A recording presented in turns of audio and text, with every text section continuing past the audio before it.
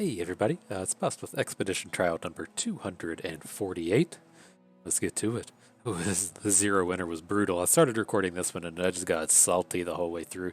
It's like the Lux that's been showing up, she's had to have shown up like 4 out of the last 5 pack 1s, and it's been like this Purify back-to-back Lux. So it's like, fine, we'll do it. And then like I had to pair her up with Cloning Program Vi, and it was just brutal. I bet I saw like the counterfeit copies Subworks map pack like 3 or 4 times. I ended up having to have like 3 of that 1-3 thing that makes your spells more expensive. No fucking idea why that exists in in Grand Moments. Because if I want to play a whole bunch of spells, I certainly want to make them more expensive. And oh, it was just brutal. From the way I recommend playing that deck, you want to get a bunch of like remembrances. Saw 0, reinforcements saw 1, successions saw 2, but then in the Mage Seekers we saw like 1. Oh, I'm salty about the whole thing. It was not it was not a fun trial. Anywho, back to action and back to the funsies here. All of these are reasonably fine. None of these are particularly like top tier pools. Ideally, I think Elise tends to be the strongest one here out of at least the way I like to play the game. But this isn't a pack that particularly lends itself to the Fearsomes deck very well. I really like to draft Elise as the Fearsomes deck now, and not so much Spiders. And you don't really want to be starting with these weak cards. And so I think it's probably who we'll take nonetheless. This Garen, we draft him on occasion, but it's not particularly exciting. What you tend to find with Garen is you make yourself into a Vanguard Bannerman deck, and so you want to be full on in the Demacia Allegiance, and then you're really going to focus mainly on Vanguard Bannerman, but then also finding Battlesmiths and Reinforcements, just turning into a real stat-heavy Elites deck. But over here, like the most powerful out of all of these, and what I guess we'll be taking is this Heimerdinger. It's that's still in the Grand Moments, like we just had in that zero winner. But this is just the only thing that resembles what a deck wants out of all of these packs, and so this should be a reasonable enough start. Heimer's very happy to be kicking off with these illegal contraptions. One of the big themes we try to put together in Grand Moments is using the 2 mana card that gives you spell mana, playing it on 2, Unlicensed Innovation on 3. It's just the ideal early game for these Heimer decks, and then of course Thermogenic Beam's a great removal spell. And so I wouldn't fault you for taking any of these. It's just from my content making perspective, the Garen is not particularly exciting. We have a multitude of Garen runs up on the channel if you want to see any examples of Demacian Steel. And then this Elise is okay, but it's just not a lot of cards that I really like to start with. And so it's going to lead us down to the Heimer. So let's take a moment. I'll get him pulled up on the site. If you're not familiar, it's ftpbus.com. We still have the remnants of my Lux bitch fest over here, and we'll just get back to normal here. So this is ftpbus.com. We're over here on the Expedition Helper section. That's also what loads up on the main page.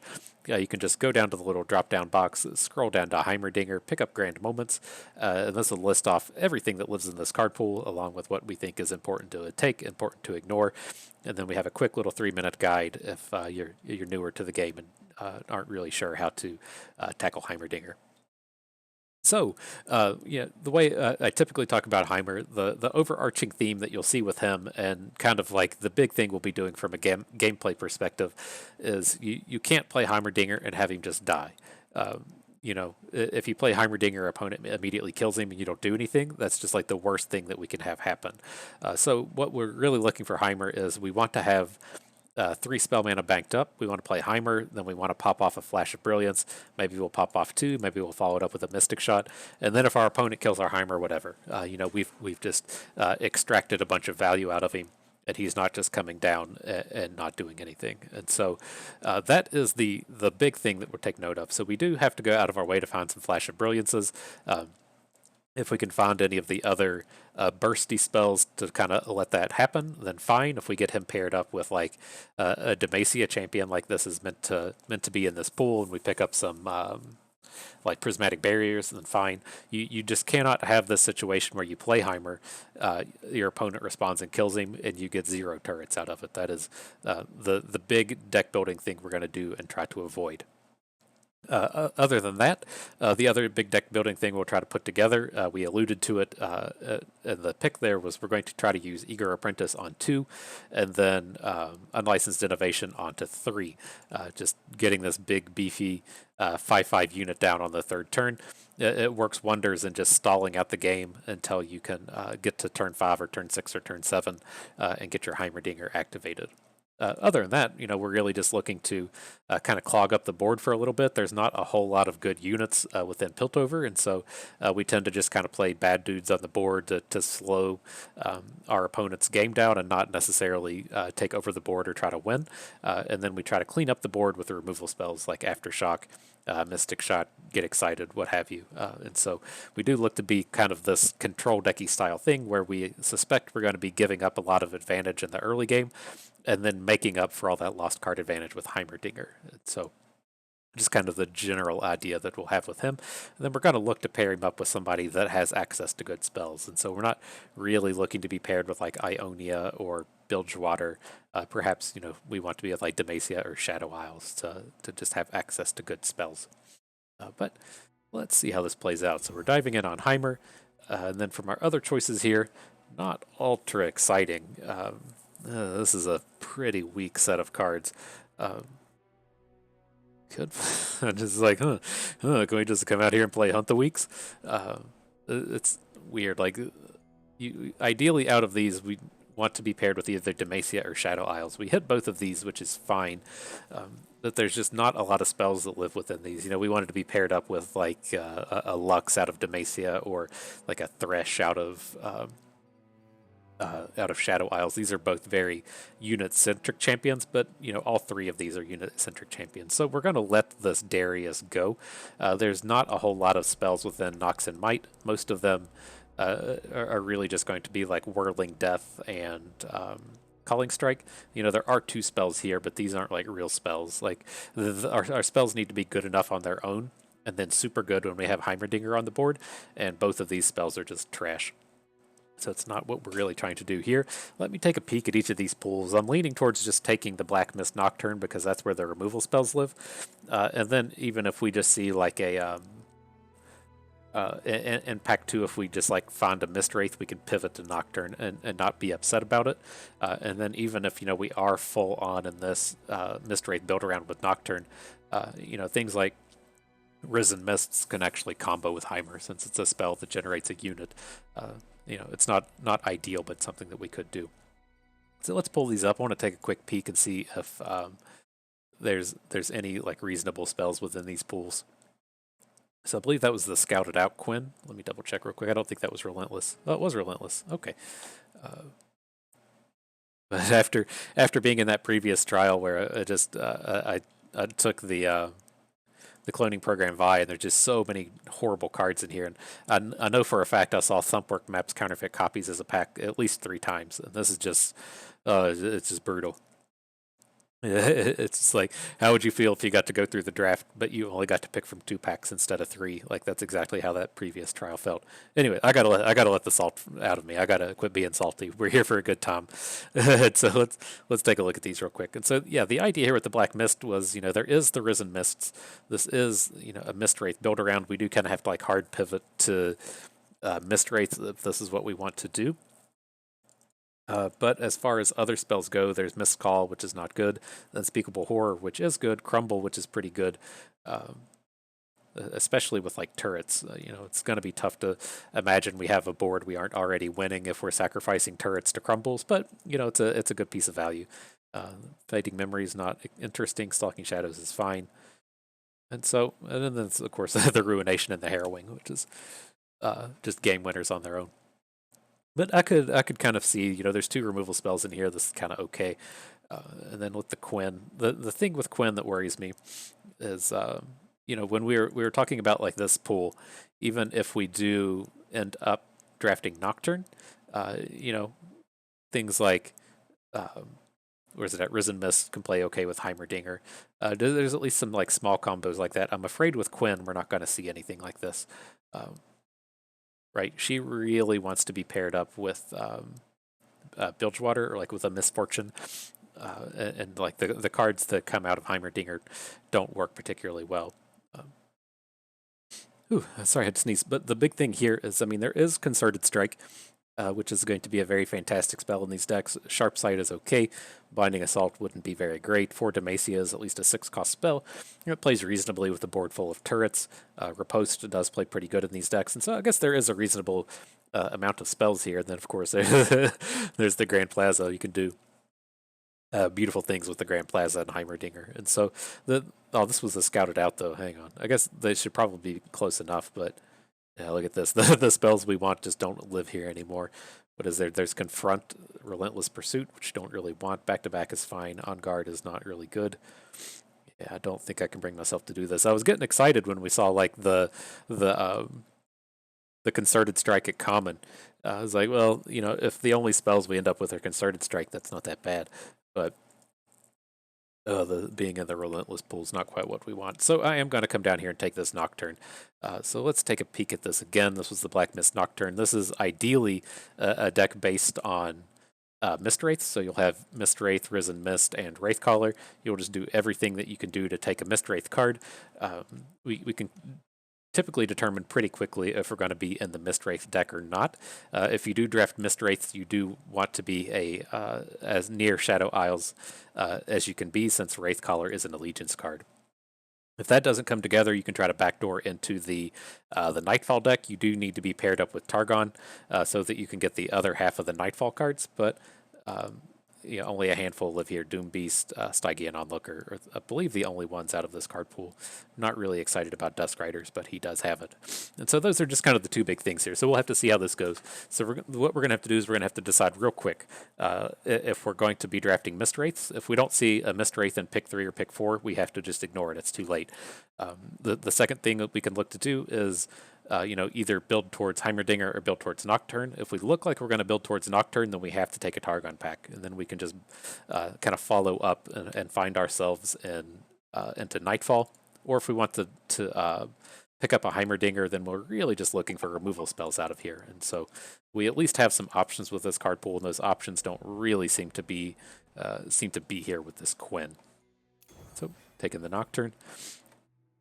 And what are we going to do here? I am kind of interested in taking these two Unspeakable Horrors. Like, this Mystic Shot, Aftershock are both very good. Mystic Shot is much better than Unspeakable Horror. But I think this is what's going to leave us open. I'm not immediately deciding which direction we have to go. If we do build towards Heimerdinger, then having two Unspeakable Horrors is fine. But if we take this Aftershock, Mystic Shot, we are just like 100% giving up on anything Nocturne can do. And so I'm going to take this Black Mist set here, see what happens in pack 2, and then we can kind of make a decision from this point.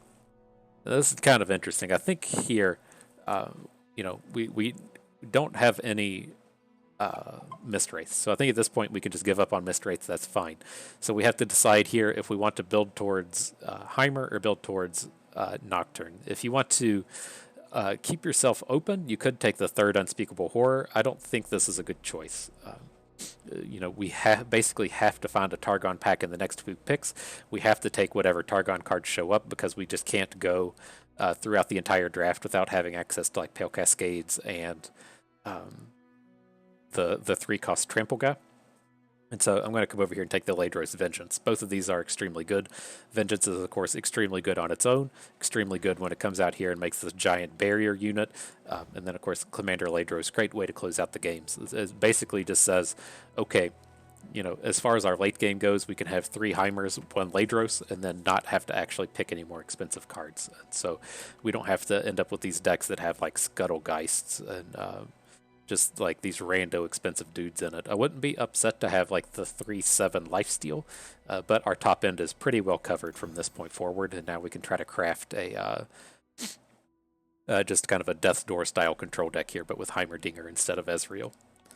And so with this one, we got a removal spell and a Withering Wail. That's completely fine. This will help us just stall out the game as long as we can. Some pretty powerful spells. And here another pretty good set. Deadbloom Wanderer, we don't want to stack up too many of these. We don't want to just be decking ourselves, but just having this 3 attack lifesteal unit in the early game is pretty good, and then the Rekindler is a reasonable late game card. We really have to watch ourselves with our late game now. Picking up the Rekindler, things can get a little bit out of hand.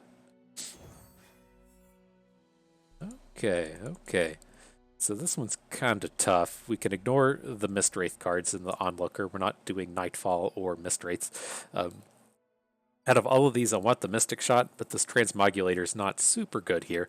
It's okay with Heimerdinger. The 6-cost spell is where the Elusive lives now, but I don't like to play cards specifically for the Elusive. And so I think we're good to just take the Warden Spray Puffcat Peddler. We do need, units. We have to play units to block what our opponent's doing. They're not going to let us just get to turn 9, and so let's pick up at least these few early game plays here. And okay, pretty similar to the last pack, the Aristocrat Sump Dredger is fine. Even if you don't have discard combos, like if we don't have Ballistic Bots or things that generate Puff Caps, Sump Dredger is still fine, right? Just cycling and improving the card quality of your hand is still good. Ideally, we would be able to get some card advantage out of this, but upgrading your card quality is still a very good thing. Okay. I'm not amped up about gotchas, but I do like to have a handful of Grasp of the Undyings and then the Withering Wail, just kind of helps stall out the game. Okay, and we continue on here. We do want at least one Glimpse Beyond. Wouldn't be upset to have 2 or have like a Glimpse Beyond and a Progress Day. Heimerdinger flips to Progress Day, but you don't have access to that in the first game. And then the Doombeast, again, another one of these drain cards to help us just stall the game out. The longer the game goes, the stronger we're going to be. Okay, we can pick up the Atrocity Ledros combo, just completely end the game. And Atrocity also plays well with, if we have a 6 or 7 attack unit with Heimerdinger, just to help us close it out. Paired up with a removal spell, very good stuff here. But I think I'm going to go for the Eager Apprentice Mystic Shot. Our late game is okay. Like, I'm not going to be upset about picking up an Atrocity, but I'm also not going to be upset if we don't find it. It's very middle ground, but if we don't get to the late game, then we have a real problem. And so I want the Eager Apprentice Mystic Shot to help us stall out the early board until we can get our big cards online. Okay, got a Flash of Brilliance. This is our first one of the trial. We do want to pick up typically 3 of these, and so still need a few more of these to show up. Not opposed to having Crush Bots in our deck, but this is a pretty weak set, especially when the Flash of Brilliance is here. If this was, say, like, Aristocrat Keeper, Iterative Improvement Ballistic Bot, Assembly Bot, Crush Bot, then we would take the 2 bots, but Flash of Brilliance is too important here. Okay, so this is an interesting set. I'm leaning towards just taking the Eager Apprentice with the other unit, but there is a Crumble. But Crumble is not like super important here, right? We have 1 Vengeance, we have this handful of middling removal, like 2 Mystic Shots, an Aftershock, a Gotcha, Thermogenic Beam, and so like the Crumble is not ultra important. I think I want to go for more of the Eager Apprentices. Okay, cool, another Apprentice Mystic Shot, easy peasy. And then our last one here. Well, we never want Mistwraith. I would like to pick up another Unlicensed Innovation, so I wouldn't be opposed to be getting rid of it, but just not for a Static Shock. This is pretty low value. But again, I'm pretty happy to pick up more Eager Apprentices. I think we're pretty good with 4 of these now. Okay, and then of course we do have to go and make something premium. I can't remember if we've already leveled up Eager Apprentice.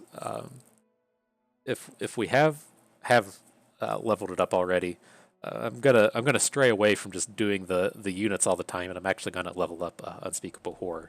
So that's kind of similar, right? We just get all the variety of the premium cards by what this generates, and then maybe we'll just do Flash of Brilliance. That's more on theme. So I think I may have already done Eager Apprentice, and then yeah, he's already premium. So let's do the Flash, right? That'll make all of the expensive cards it generates premium as well, so it's kind of like double value, even though our opponent doesn't get to see too much of it. All right, ready for battle. God, it's so much better than that previous. I gotta quit mentioning it. It's in the past. There's nothing we can do about it. It's just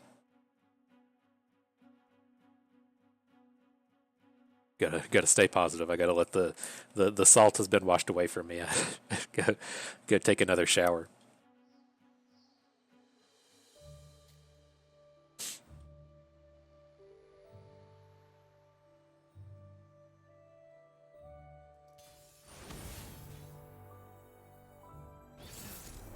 Okay.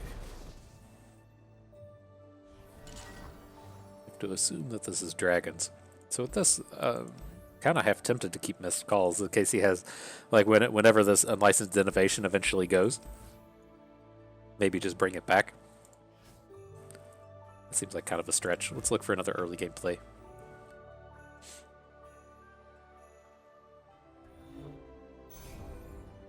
There is, arguments to keep the beam. I don't think the beam will be a good keep against this kind of deck.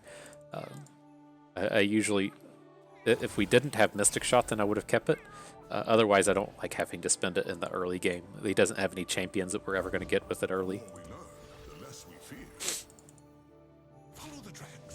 You got it, First Blood.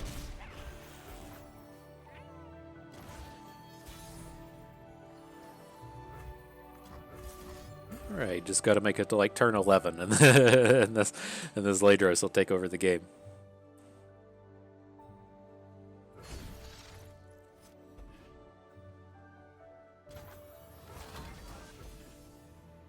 What is this? Sure.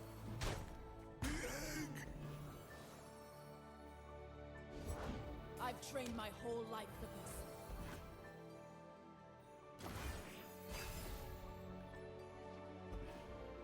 Hey, came back. The combo is here. We just missed call our big boy back. We shall weave our own destiny.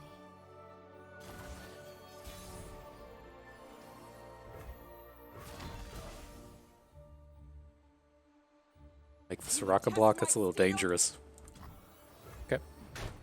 Injustice!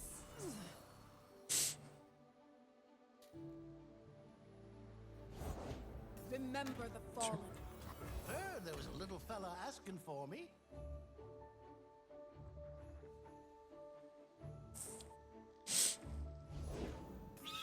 Say we can like technically make a play here, where we sacrifice this to Glimpse Beyond and then bring it back with Mist Call. I think that seems a little bit unnecessary. We can we hit a invoke. I was gonna say we can get to a good spot as far as our spell mana is concerned without really doing anything here.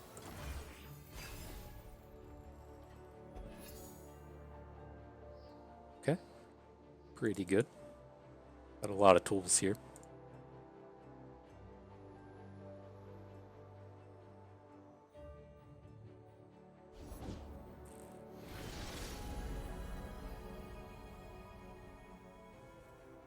Oh, that's my favorite too.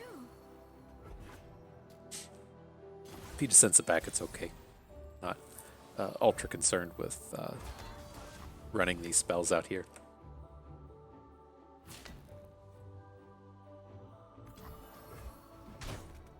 Interesting. He gives up his. Oh, I guess it's not. It's not that interesting. He didn't block with his 3/5 instead of his 3/3. Today we turn the So many redeemers.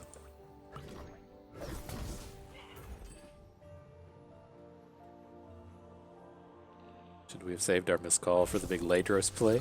No, we don't have enough of a board to be cute like that.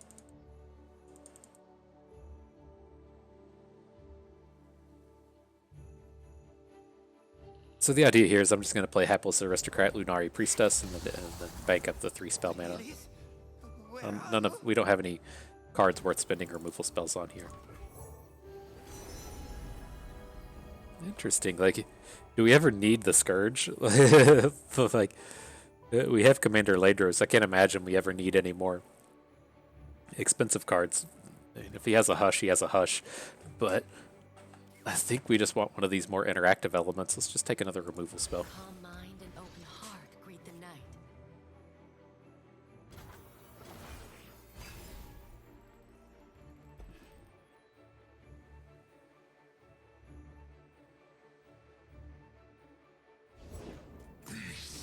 What are these puff caps at? 4? We got 4 on him? It's pretty good.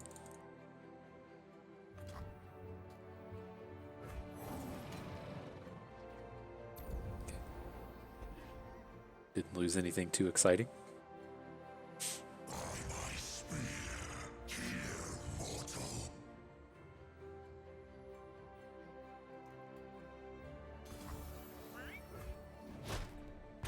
I guess we should have done this in combat so we didn't lose out on a puff cap.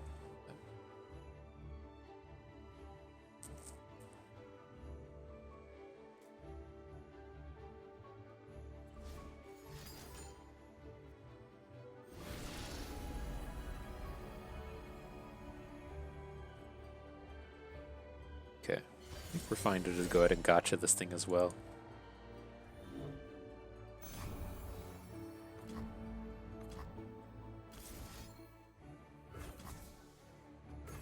Okay, I mean, we still have a Vengeance backed up in our hand. If he tries to say Sunburst our Commander Ledros, we'll have the 2 spell mana to Glimpse Beyond him. I think this is fine.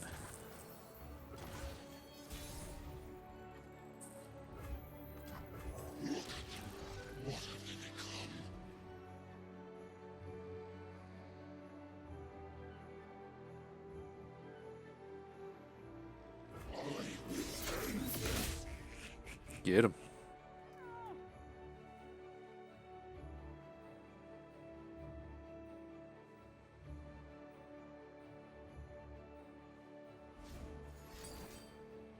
Okay.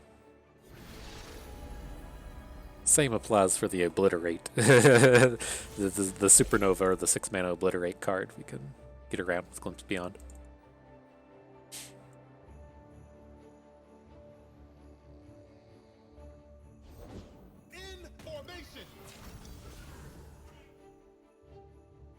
Get in there, Captain. Stand strong. Right. No!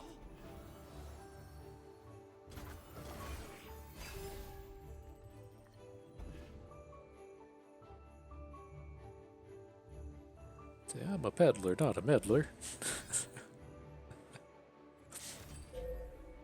Alright, nothing we can do about that.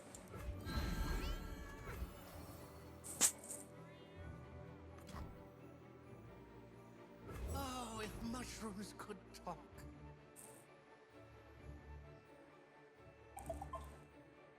Don't think we need to keep this Glimpse Beyond up for our Ledros, but it seems awful greedy to just let him go. Certainly don't need to be vengeancing anything. Okay, cool. Every step brings me closer to deliverance.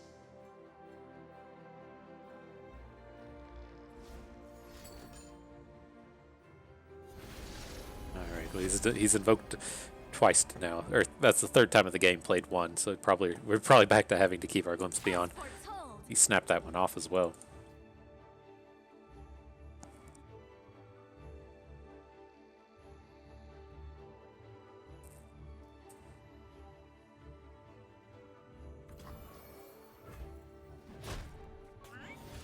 Alright, we just need to play this like 4 more times.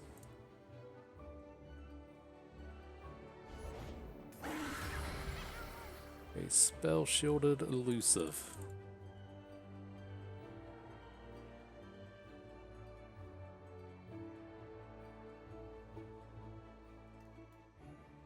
Which is a 7 plus 5. Let's do the mathematics real quick. That would be 12 mana we need. So we would put the Vengeance on the stack, then Withering Wail. The Withering Wail would eat the spell shield, and then Vengeance would kill it. I am Ledros, the King's Shield. That's okay. Enough souls suffered.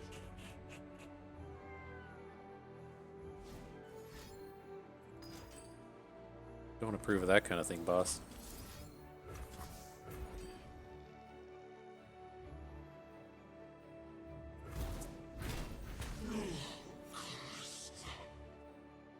I've always been a Okay, so just survive next turn.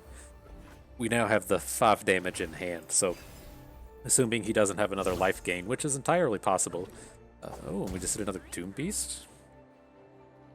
We can take this 12 hit pretty safely. I think we just try to burn him out here. Be at peace.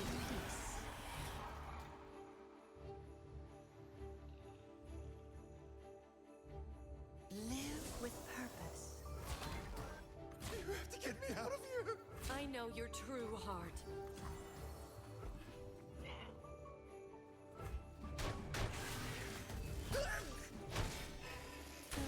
Alright.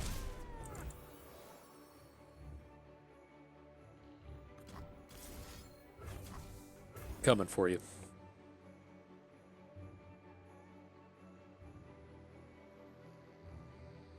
It's gonna be like, oh snap.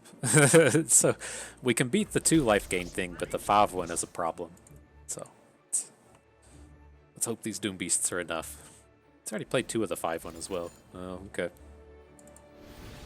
Okay. I'll see how it is.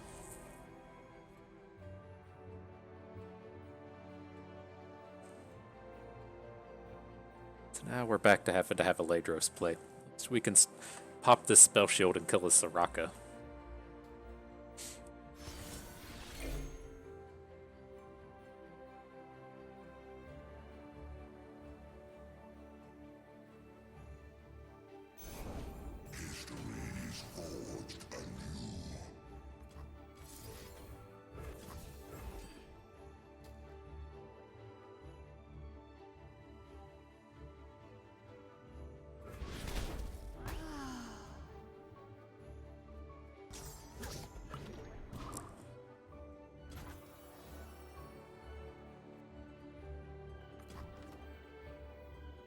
And I didn't quite think about it, but what if we just get 2 units on board? We attack with everything, he blocks everything. We're only getting it. We could get in for 2 damage. It's not very, very exciting. So let's just play the commander.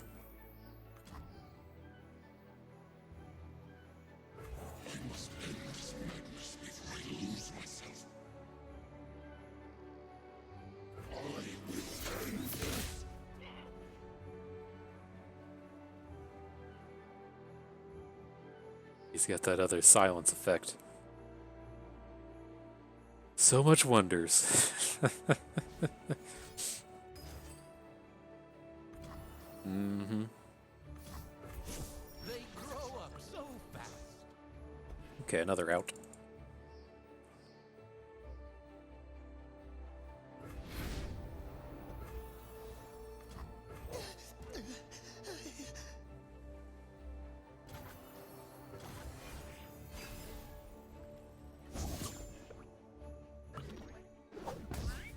So do a 7 and 6, that's a 13, so we can do this whole thing. We can block everything. Try to Vengeance is Great Beyond and kill him with Atrocity. On board. Bad we don't have a burst spell here.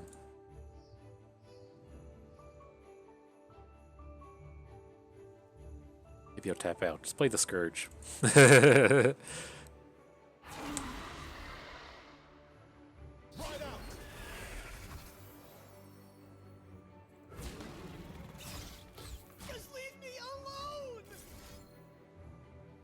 Well, if we're gonna sacrifice a unit, might as well just be blocking with this thing. I want to go home.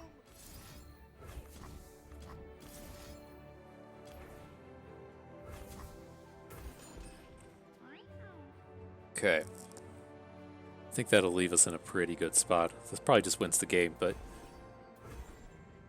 he has to have a ton of cards to get out of this. Good game. Good game, Lord Eddard. Keep your head about you.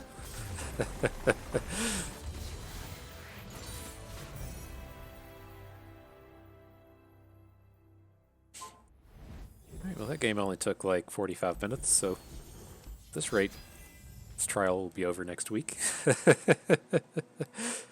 Nonetheless, with this, I'm cool with taking more Heimerdingers. It's got a Mystic Shot and a card advantage card. Can't really complain about what we're being shown here. So, arguments for taking Ezreal. This is really a sort of, well, as far as the game is concerned, this is the way you're supposed to be building Ezreal decks. You know, with all of these removal spells being used to flip him. That's kind of the point of Death's Door. But I think it just plays out a lot better with Heimerdinger.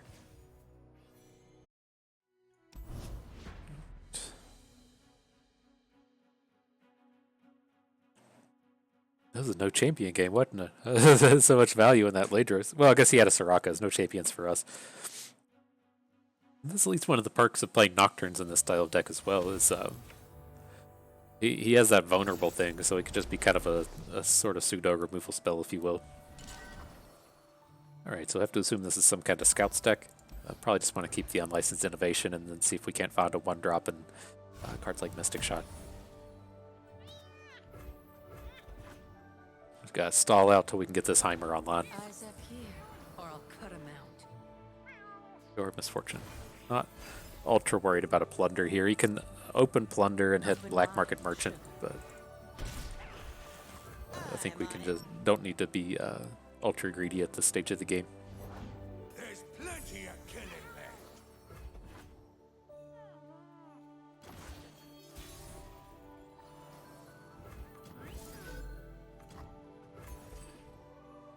Always glad to see this opener.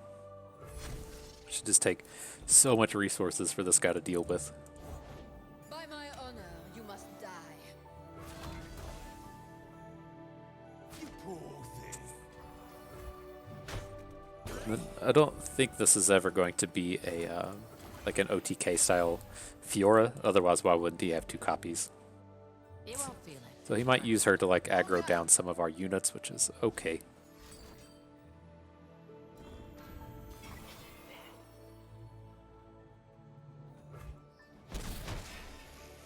So now our choice kind of comes down to, you know, what do we want to do with this Heimerdinger? And I think he should be relatively safe next turn, so I think I just want to bank all this spell mana and then see if we can't actually play Heimer and then untap with him the following turn. I usually prefer to have a little bit more, like a Flash of Brilliance or something, instead of running this out, but he has to like specifically have some kind of single combat card for this play to get punished. Yeah, like as it stands next turn, we should be able to Grasp of the Undying, double Mystic Shot. Almost Pursuit. I guess that's one way to deal with this.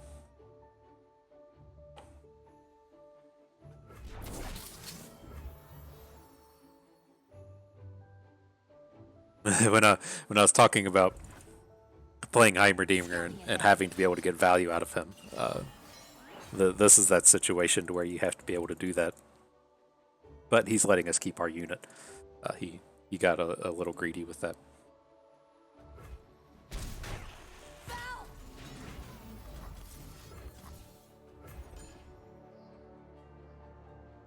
Full blast!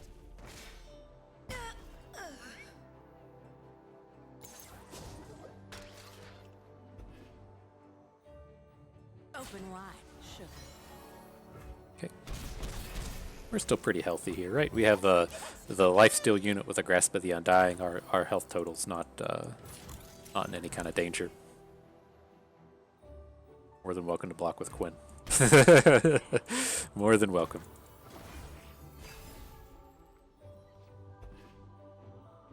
Just like hunting thresher geese.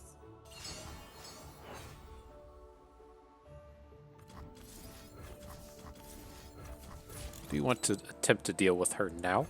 If he has another attack with Quinn, then he's going to get to the Valor things. And so I want to try to spew off as much as we can here. This is still lethal. He needs an additional card.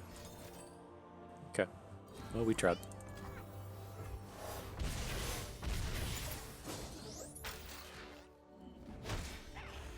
At least here, our most powerful card is going to be a turret. So whenever Quinn attacks and makes Valors, it's going to just hook the little turret guy. Okay, he's out of cards, so we can't kill our Heimer. Still fine. It was a little scary, but I think we've turned the corner on this one. We're about to make some big boys as Heimer will flip off of our Grasp of the Undying. Everything seems okay.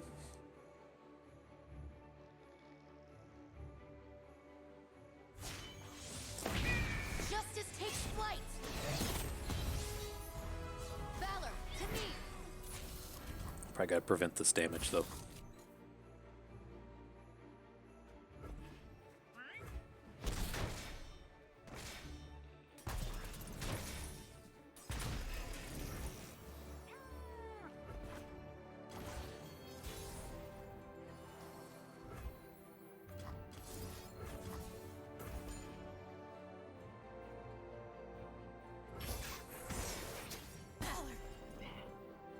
See ya, Quinn.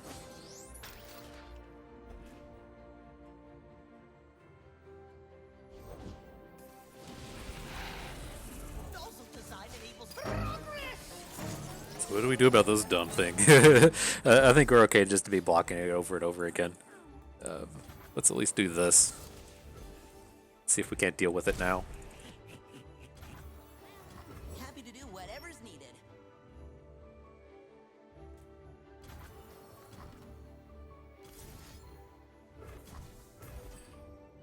Let's take his interactive elements out of here.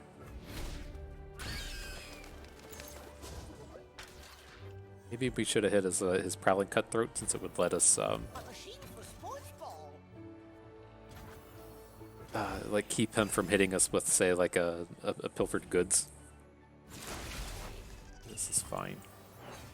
This will end with 5 health, right? So now it's it dies to our turrets. That technique.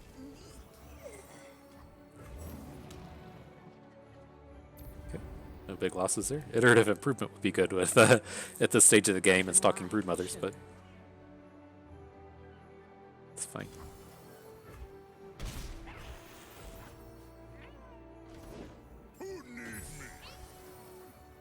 Okay. You won't feel it at first. I fight.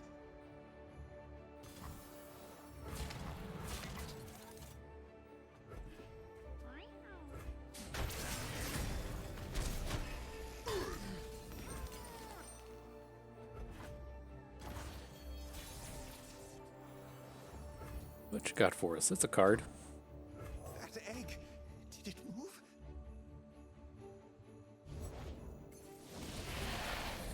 Oh, I was like, didn't we make these premiums? It was our Flash of Brilliance that we made premium. I'm gonna hit the Stalking Broodmother so he can't block our. Well, he can block our Rocket Blaster with Plucky Poro, but sick.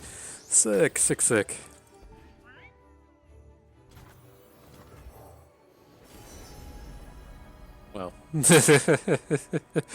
that's not as ideal, but Calm mind and open heart greet the night. It reminds us there is always more. to alrighty. discover. There's our game ender.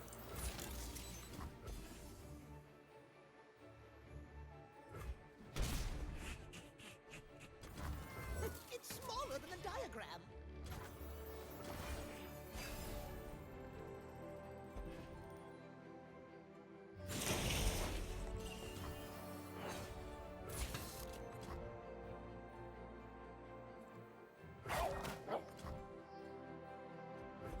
I guess we should have blocked with the Scott, but kind of whatever at this point.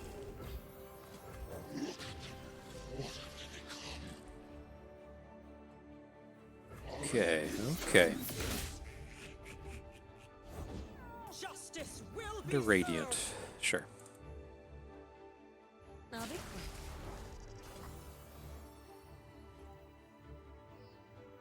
I think we have all the time in the world for this, right? I want to stop it from getting a second hit, and we might as well just prevent the lifesteal, I guess. You were misguided. This will drop him to 3, and so it makes our 3 attack units relevant again.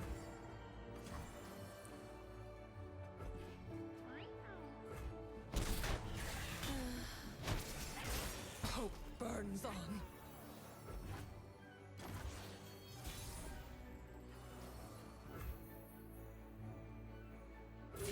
Stand in my way shall fall.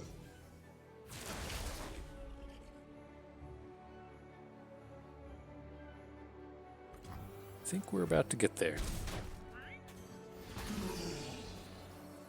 Commander Ledros showed up today, said, "What up? I'm ready to put in some work." He's been doing it. Let the dead rest.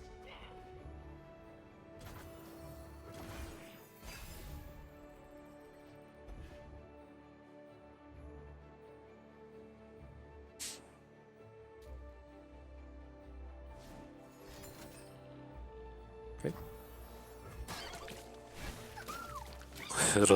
Little does he know, we still have this rekindler.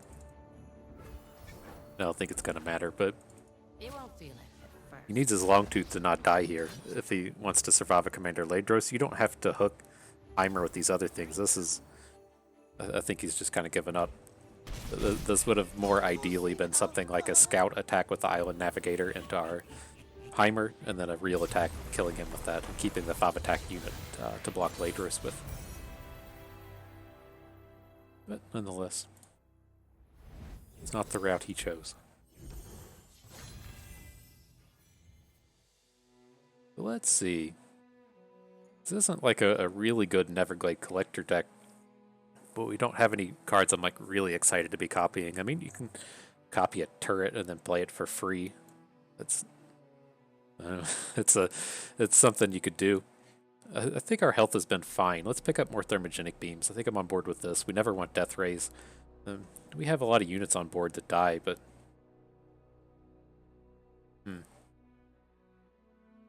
that's pretty close, I guess.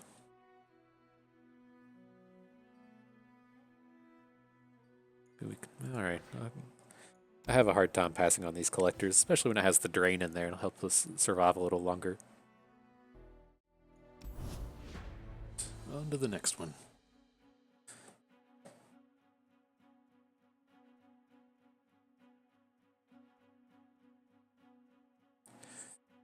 It's important. Oh, it's important to stretch before and after every Heimerdinger game. You're gonna be there for you'll be there for 30 minutes at a time. You gotta be ready for it, limber and good to go.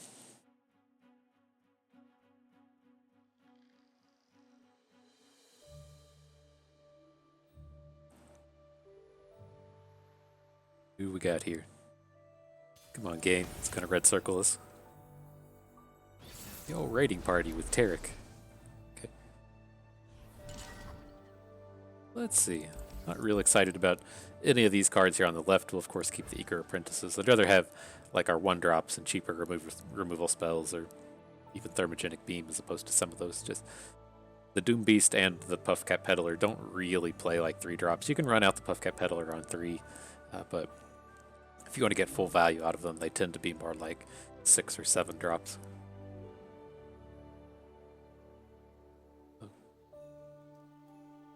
Drops phone in the toilet. There we go. Looks like stuff's happening now.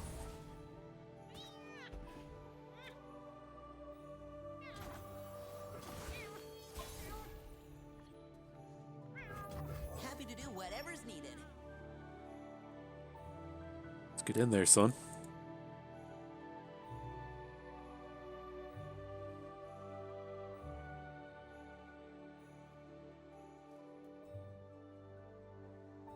Think of the perfect play. You gotta find the exact right Avarosian Sentry to put on the board. Regardless, there's not a whole lot at actually Thermogenic Beam here. Kind of the way our removal lines up ideally is that you're able to play, Mystic Shot, Aftershocks on the cheaper units, and then we can save our Thermogenic Beams for Sejuani's. It doesn't always work out how you want, but that would be kind of the ideal way to pull this off.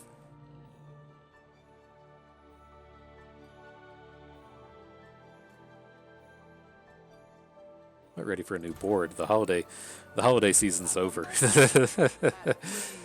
You gotta get the it's pushing February. We gotta get the Love is in the Air theme out here. The Valentine's Day boards with the hearts and shit all over them.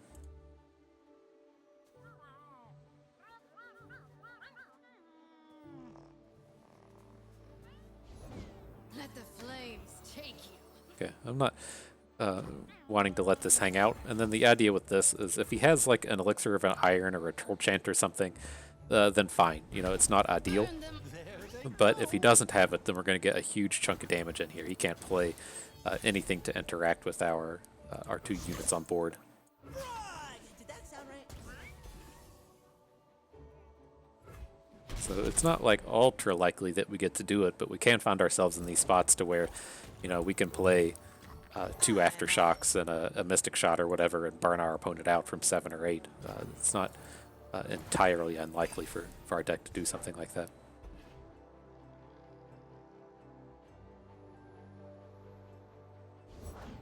Tremble before the winter's claw.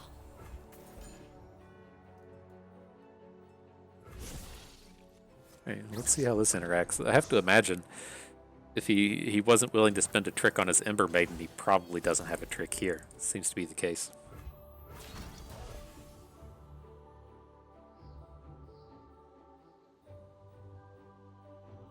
It doesn't feel like I'm quite willing to... like we could attack with the Eager Apprentices and then try to get a grasp of the Undying, but... it seems pretty low value. It's like we can just stall out this game for a long time.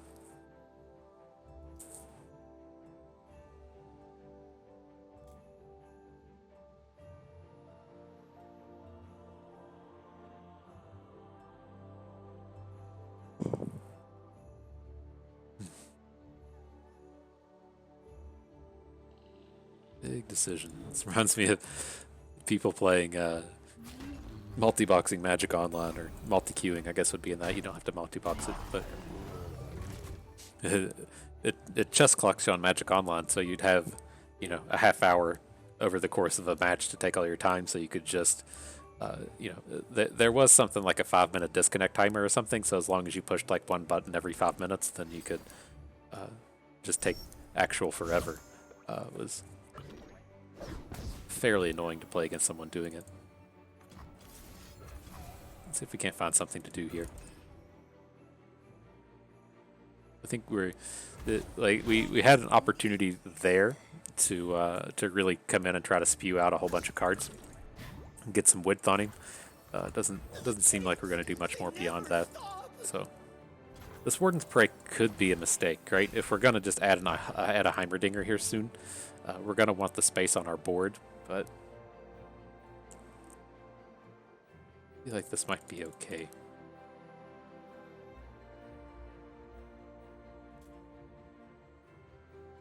Ideally, he'll attack with a Reaver or play an Alpha Wild Claw and get a big attack in or something. Set it all ablaze. Okay. Safety first. Answers, I have them. Let's see if this works. The strong will have Tusk Raider.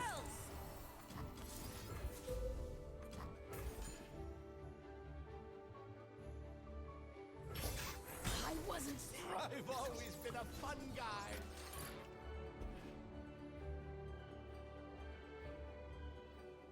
So what happens if he plays Sejuani? The next turn, right? If we say don't open next turn, like how bad is this Sejuani? It's pretty bad, right? It just cancels out our Rocket Blaster.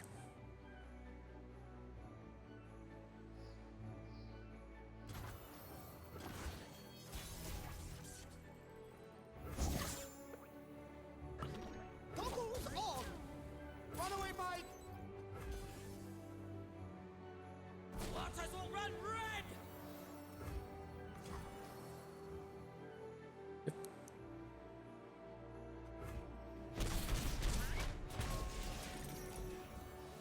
Assume he's going to want to play Sejuani next turn, but we'll have the Vengeance for that turn. This turn, I think we're just going to Withering Wail, Unspeakable Horror, and get rid of his Tusk Raider. Right? If he's just playing one card a turn, it's extremely good for us.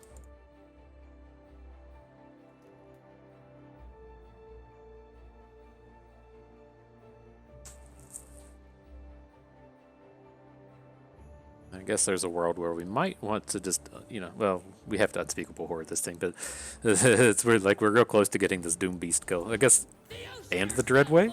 Come on, guy. Come on. You can at least block this, but bro's got all the epics.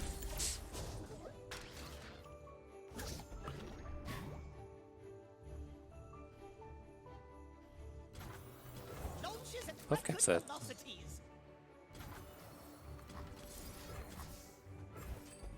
This is also now, it's like, man, if he just draws one Puff Cap, then we could have gone face again. Burn me at sea.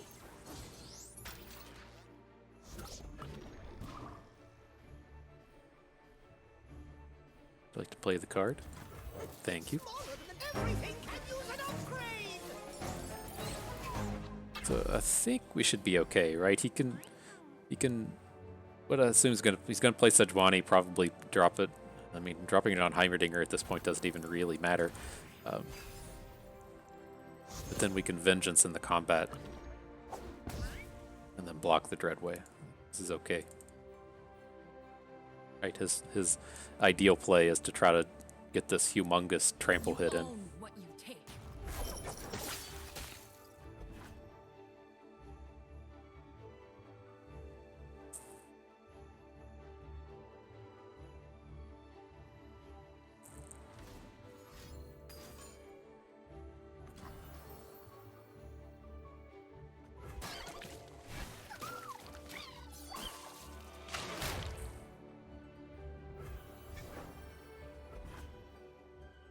Okay, then I think we actually have to hit the Dreadway, right? Well, this thing, he's gonna hook our 1 health unit with Longtooth. Gonna hook Heimer with Sejuani. I'm a peddler, not a meddler.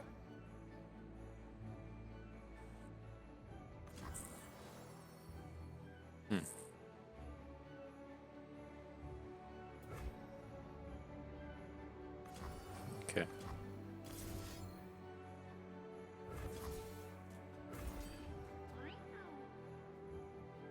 Should be able to open kill him next turn.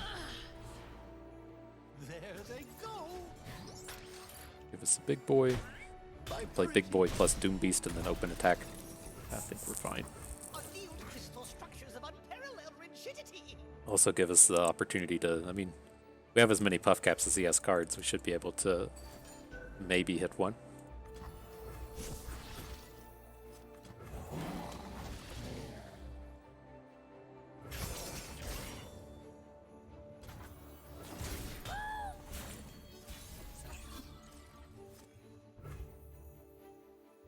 Gotta get out of here.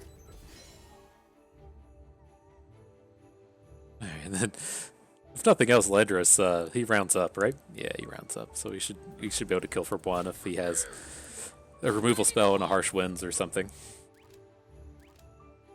Yeah, sad face. Sometimes the raw power of epics just isn't good enough.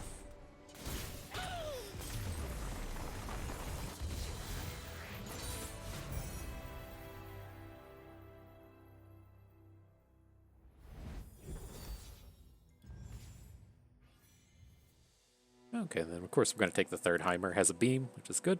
What did we mess this up? Did we click something wrong? I thought the last Heimerdinger we took had Benefactor Thermogenic Beam, but we've only got 1 beam. Did I miss something?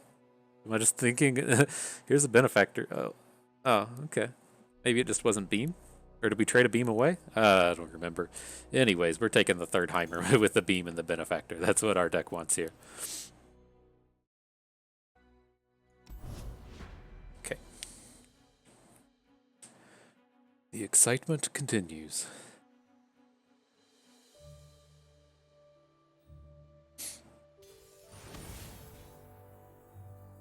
Let's see if that's the spiders. It's typically what you see out of an Elise Draven, but I mean we haven't really seen spiders be a thing since Call of the Mountain was released. Nonetheless, pretty reasonable start against them. Being on the evens, we kind of ran into a spot here to where we should be able to not worry about their turn 1 play Eager Apprentice on 2, and then if they have an Elise Beamer, then if they have a Draven, beam him as well. So not a horrible start against what should be a go wad kind of deck here.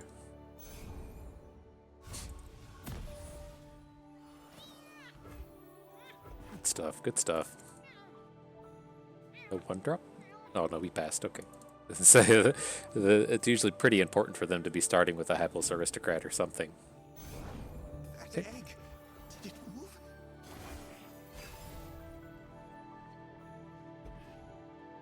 All the apprentices all the time.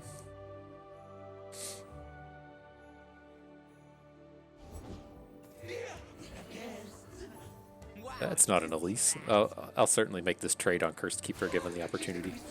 Just, take the L2 for 1 and not be too upset about it.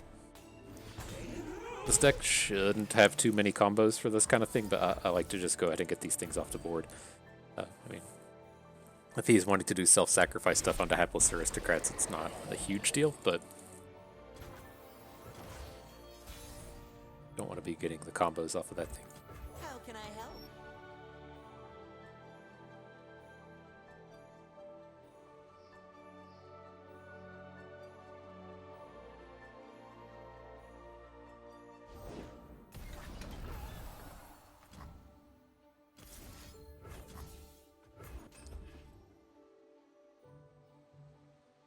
Gotta get these out of here sometime.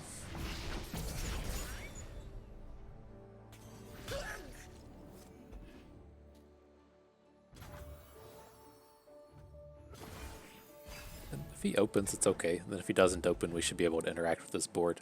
All in all, pretty decent for us.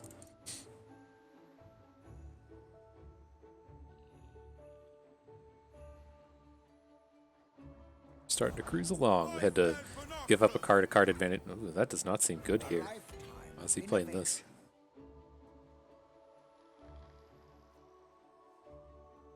There's no combat tricks to worry about for this amount of mana. Why would he play that? Like, how does this... Against this board, how is this unit ever good?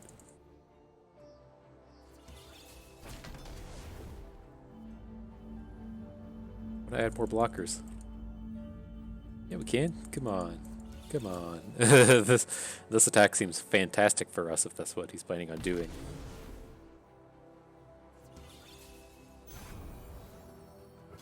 Okay.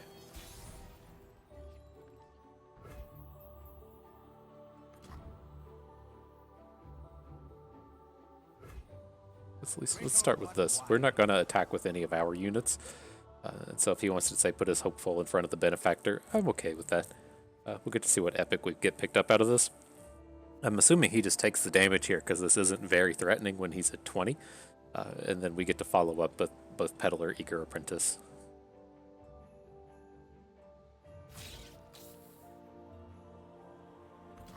Okay.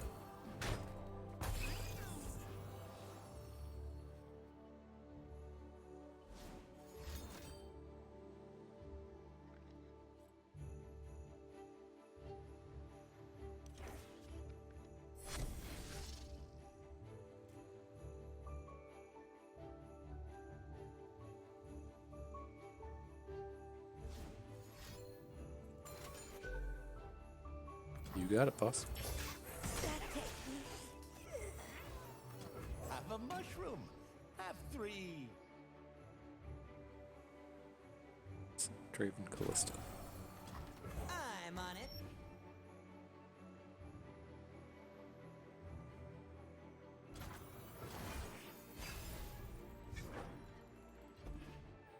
Alright.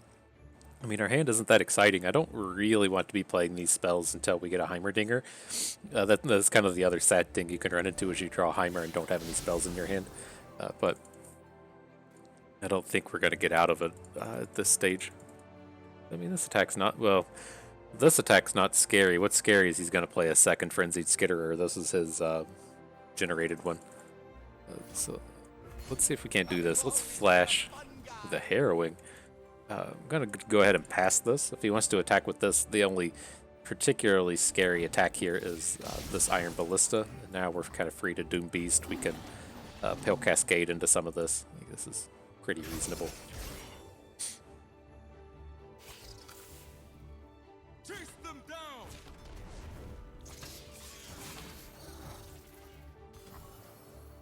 Alright, so I mean, we want to do things like... Well, we probably need to be killing this guy. Let's see what we draw. We're gonna lose this unit either way. Gotcha. Better lucky than good. Do you know who I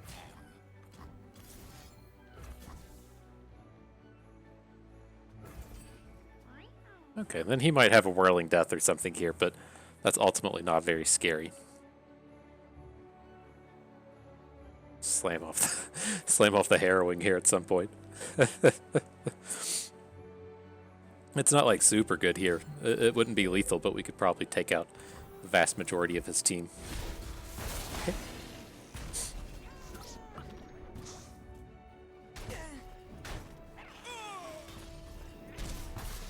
What is this? Raise all allies' power and health to the highest power and health. Okay, that's not that great with our deck.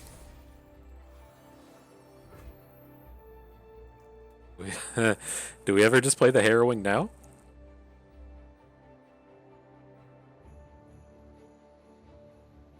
I can't. Which one's my graveyard? What have we played? Get back a Benefactor, which will give us another Epic. We even have 5 units. One. Get infinite mana with the Eager Apprentices and the Doombeast.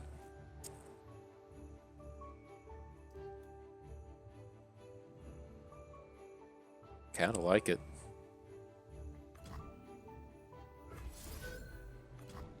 He has to just like block a big chunk of this stuff, right? We're just gonna send the 5 guys in. We're gonna pick up an Epic. I assume that he's not gonna just come in here and take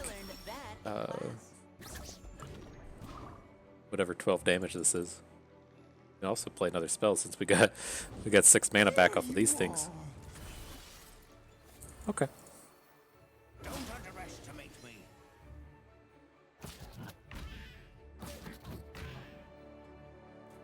But they're saplings! Not super worried about this damage here, so if he blocks with either of these, that feels like a win for us. What are you? All allies in deck and hand 2/2 and ephemeral. Not real excited about this one. If we had a Heimerdinger on the board, I'd be more interested in it.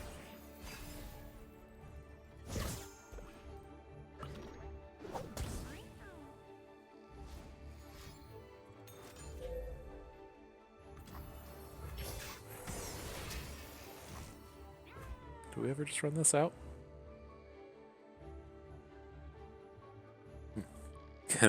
Kind of interesting with these Commander Ledroses. I don't think so. I don't. What's that noise?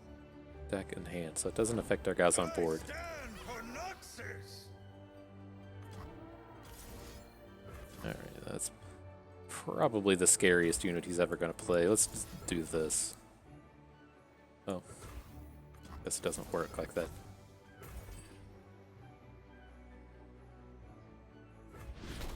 He knows we've got a Mystic Shot now. They grow up so fast! This attack is suspect, but yeah, that's fine. We're not really worried about all these puff caps we're delivering here.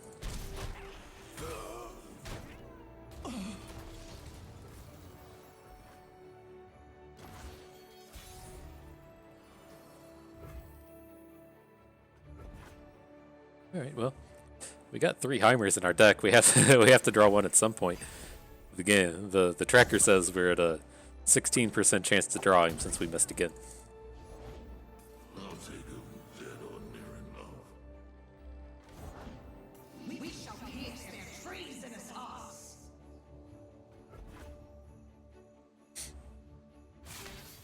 Trust is our weapon. Okay, so we want the Vengeance to pop off the stack first. I can't imagine he has any kind of way to flip this Callista, but we want her to be unflipped in the event that he starts having like rekindlers and things. Now maybe we'll draw Heimerdinger. Maybe. There we go. There we go. All right. The sweet smell of science. I pull the strings.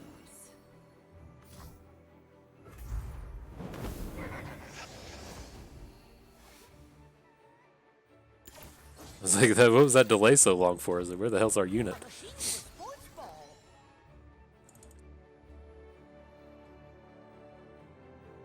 Okay, then the thing we're going to have to be careful with here is I want to play Give It All, and I don't want to give all of my units ephemeral. And so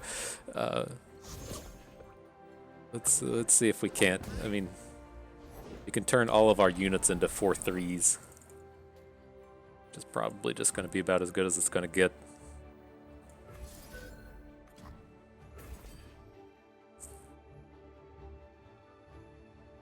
This Collector's getting scary. Maybe we should have just killed the Collector. No, that's never right, is it? To kill the Collector instead of Callista? Can't imagine so.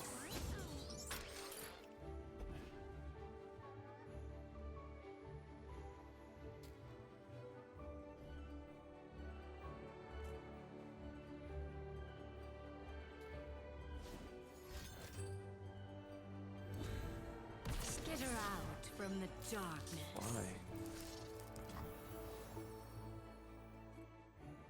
Okay, so we want this unit to be the one we get back with Mist Call.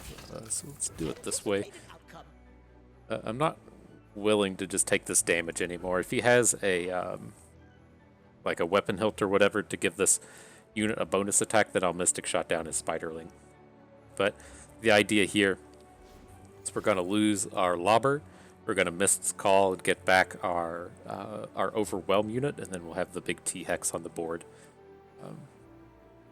I don't want to be getting back a 1/1 Spider with this Mist Call.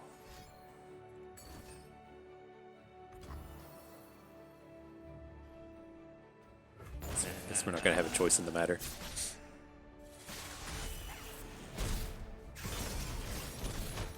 So young. They said it couldn't be everything can use an upgrade! Okay.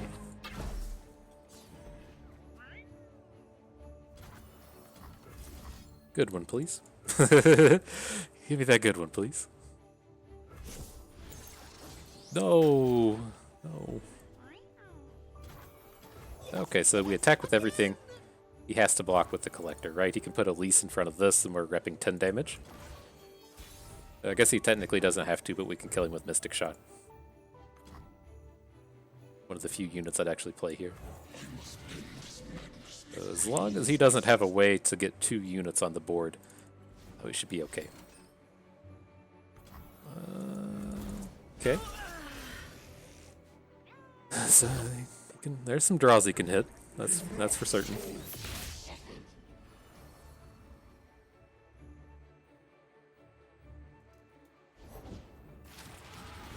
Okay. I probably need to do it like this, then these others don't matter as much. But we want to get this Overwhelm chunk in before he's able to heal damage up. And then if it comes down to it, we might be able to Mystic Shot his face and have the Heimerdinger Overwhelm kill him before any Neverglade Collector shenanigans would cause problems. I guess given this board, we should have attacked with Apex Turret on the left, since he can't block it.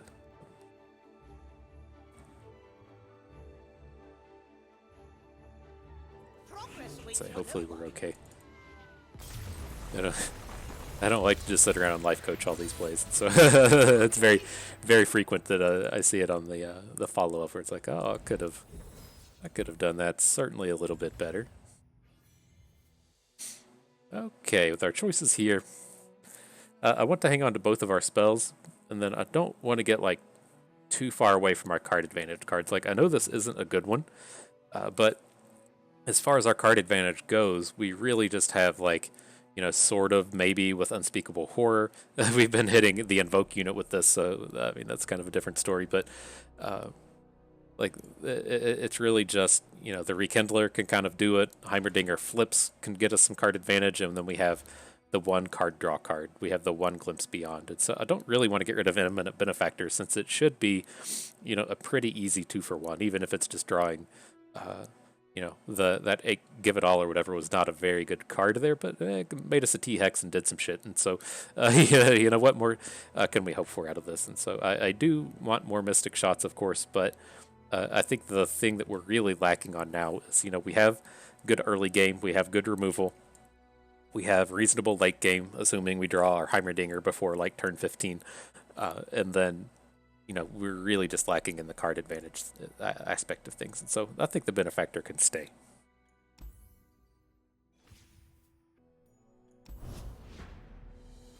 Right, here we go.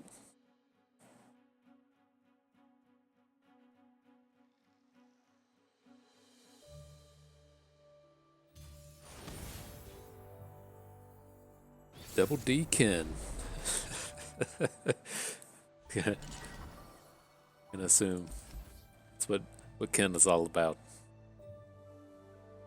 All right, we'll just keep our cheap plays here. Again, I'm not like real excited about keeping these Puffcat Peddlers, but I kind of feel like against these Twisted Fate decks, it might be okay, right? The common thing with Twisted Fate is just to sit around and draw a whole bunch of cards, and so one of the strategies to combat sit around, draw a whole bunch of cards is puff caps, and so I'm okay with keeping him here. I'm gonna bank here. I'd like to perhaps make a play with this Unspeakable Horror. Let's see. Let's get the Peddler down. Can be challenging for them to have relevant units here. We might get an attack in with this. Blood and guts, golden glory.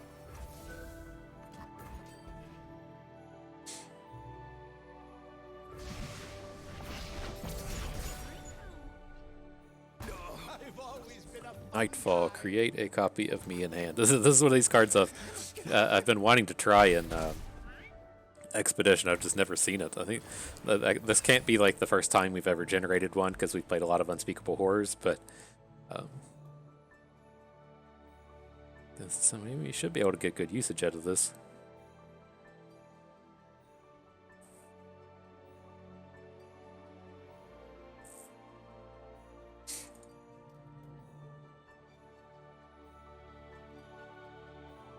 Alright, what you got for us, Ken? Double D's.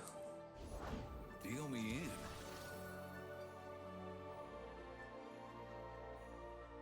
Okay. Who says I don't share? Ultimately not too scary. a lifetime of innovation. Block. Even if he has like the 1 mana ping spell, this is still a pretty reasonable block.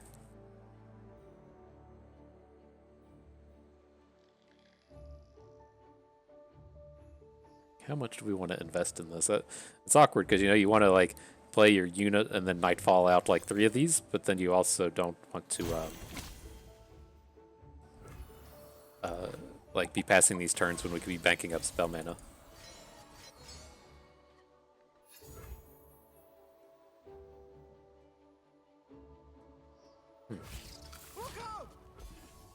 I'm 100% planning on playing Gotcha on Twisted Fate. I felt like he might try to get a value block on Spiderling. He might try to block Puffcat Peddler, and then I was just going to Gotcha. I didn't want to give him an opportunity to play a unit. But I was not expecting to get that full blasting of damage in here. So we're pretty close to just taking this guy out. Don't think he can draw 4 cards here. Salvage gives him 2, and that's kind of the extent of our worries.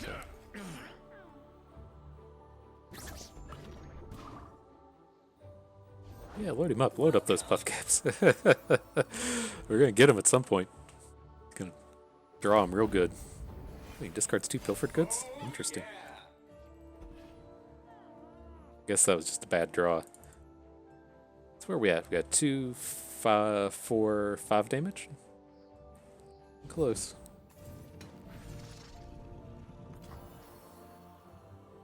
With less health than me, so we can technically just Mystic Shot this thing if we don't want to spend a Vengeance, but I just feel like this is probably a Vengeance-able unit. So let's go ahead and take him down. He's going to hit deep soon. Like, I guess he has 25 cards. It feels like he should be a lot closer, but I think this is ultimately pretty safe.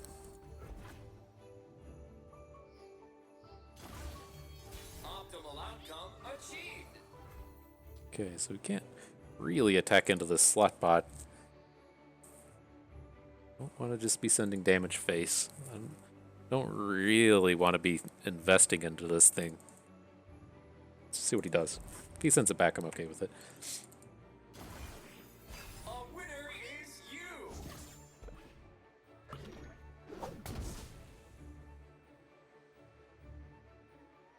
But we can hopefully find a real unit for the Thermogenic Beam as opposed to the old slot bot here.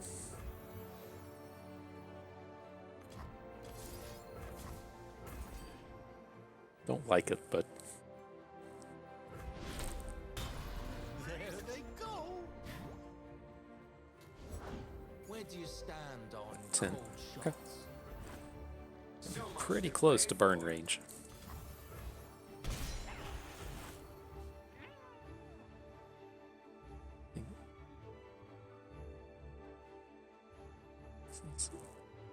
Be at 9. I'm thinking of how we can like do this Flash of Brilliance into the Stalkers. I think this is okay. Like we can Flash of Brilliance and then play 3 Stalkers, so I just took a bunch of damage. And True Shot Barrage.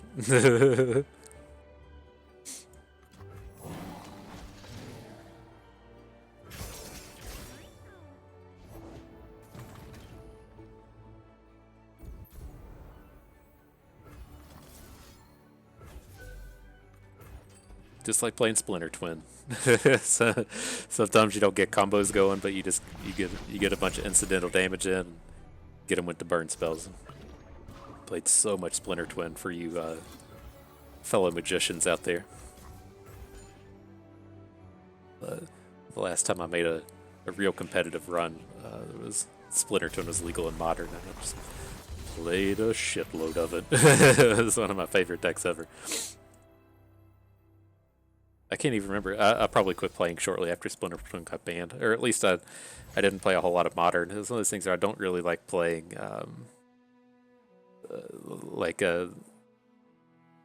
well, there's a lot of decks I like playing. I just couldn't find like a thing I really liked. I don't like playing the like Junda style decks, which were fairly good then. I can't remember what the entirety of the format was, but anywho. I think we're okay to get rid of these Dead Bloom Wanderers. We haven't ran into any situation where we need them. I'm not, excited about having too many Thermogenic Beams because it really does mess with our spell manas, but it's a good pickup. It's a high quality removal spell. Okay, on to the next one. Where'd you go? Come on, bud. Come on, bud. You've been skipping out on our drafts.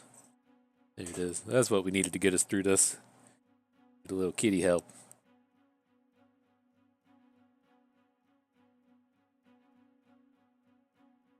Been skipping out on our drafts. I don't know what his deal is. For the longest time, I think you would like hear me talking while making the videos and being like, "Shit, yeah, it's hangout time now." And then I don't know if he eventually just got like used to me talking or what the deal was, so he doesn't come and hang out as much. Maybe he just got tired of it. He's got camera shy in his old age. He just comes up here just long enough to get some pets, make sure I get cat hair in my mouth, and then goes to the window to chase a squirrel or something. It's much more exciting out there. Alright, bud. Let's get this going.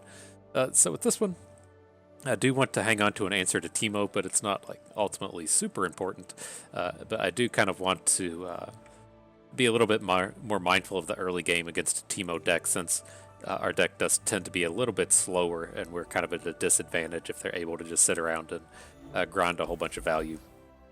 So I at least want to keep the Aftershock and then search for, a Mystic Shot or some of our eager apprentices.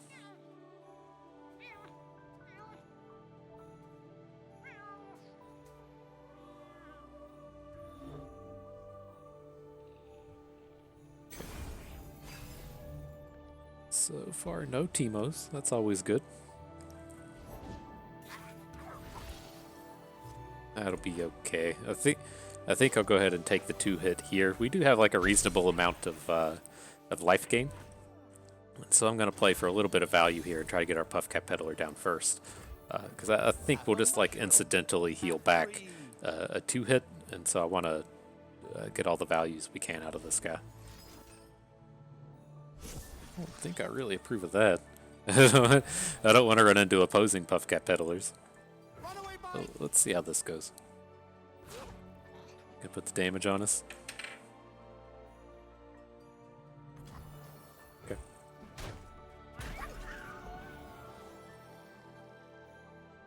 Gonna make it rain. I wouldn't think.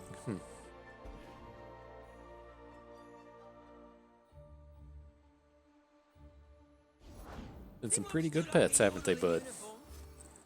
Pretty good pets. Alright, I was fully expecting him to just play his peddler here, but I guess he probably wants to pick up the puff caps before he tries to spew out with this thing. So I'm going to try to get as much board as I can. If he has a Happy to do whatever's needed. Make it rain, this is going to be kind of unfortunate, but I do like the idea that we have here of, you know, chunking in this damage when we can.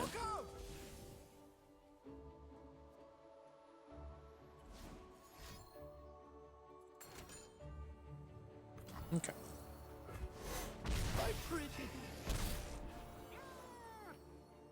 Heard there was a little fella asking for me.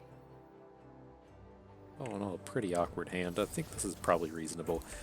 The Gangplank is the only unit that I'm like particularly worried about. You know, we would probably need a Vengeance for as opposed to like Mystic Shot plus Unspeakable Horror.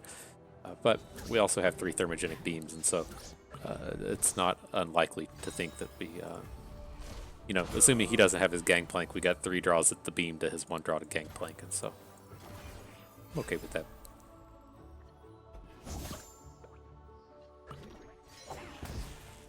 Man, you got those 15 puff caps on us.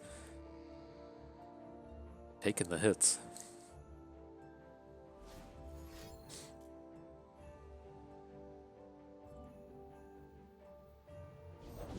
Put on me mask, secure me tail, start the day. Really want to have to invest heavily in this, but if we're to spot, if he sends it back to us, it's okay.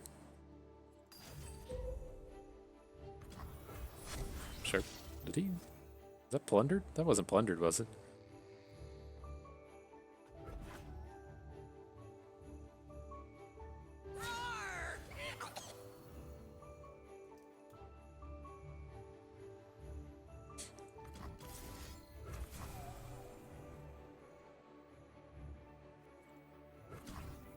Oh, yeah, that works, right? It's all lit up now.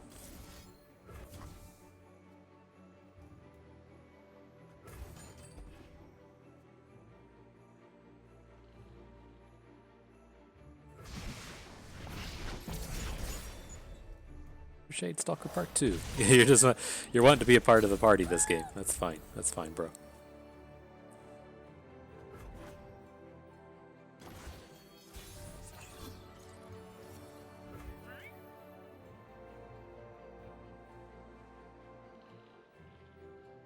Okay. Let's see if he does anything. I'm not quite willing to interact with this board a whole lot, and if he just sends it back and we're you know, stalling the game out until we play Commander Ledros, I'm pretty okay with that. It works, mostly.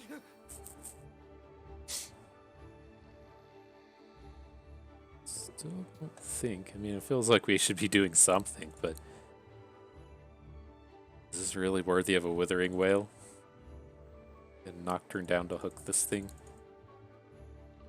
It's a pretty big investment.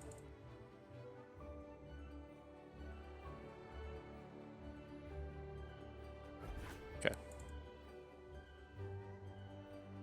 Would assume he'll just pass here. There's not a whole lot for him to add. Oh, he's gonna spend his 1 spell mana. 3, 5.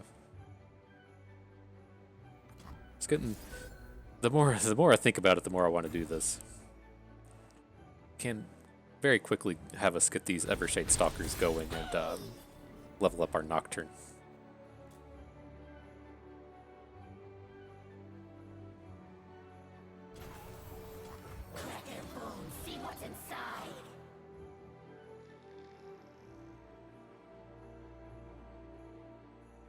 I can't imagine he wants to just take a 6 hit here. Oh, Teemo? Prepared for anything.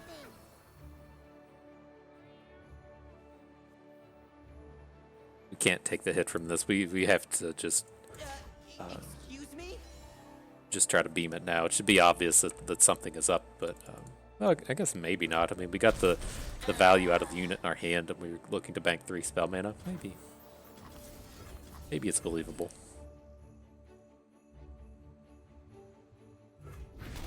Vandal Scout never.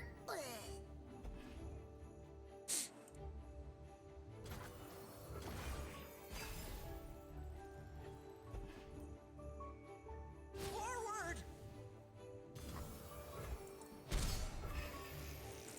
I mean, his board's not that impressive. impressive. I think I want to add Aristocrat, I want to add Doombeast, I want to bank the mana, and then play Commander Ledros next turn. Officer J.S. Hawklaw, Unit 6.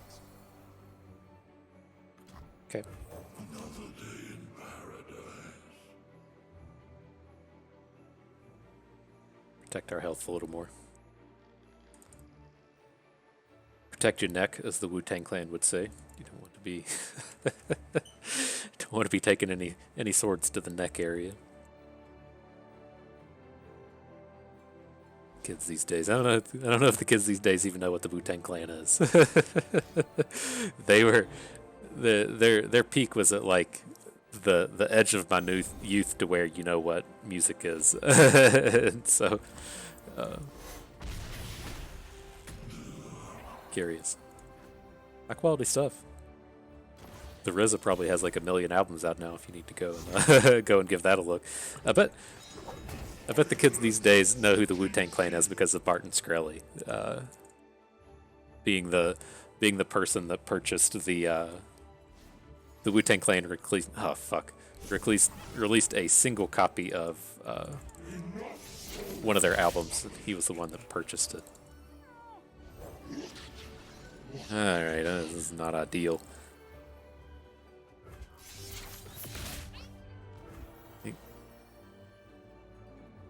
I think this is okay. Stand in my way, Southpaw. Beg your pardon?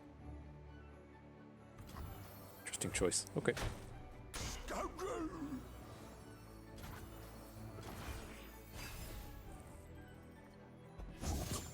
No. I don't want to get burned out. Trying to line this up to where we can Doom Beast him out.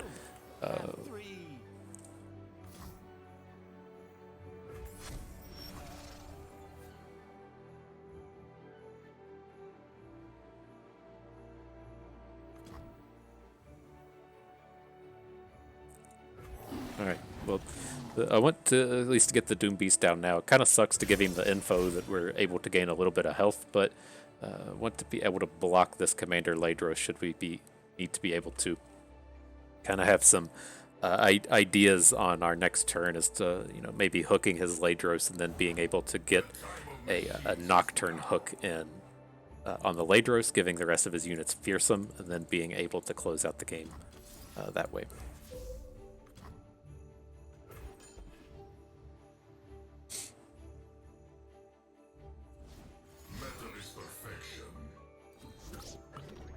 I've always been a fun guy.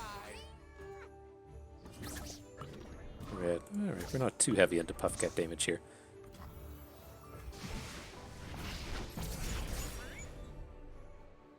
Stalker number 2. The other forward.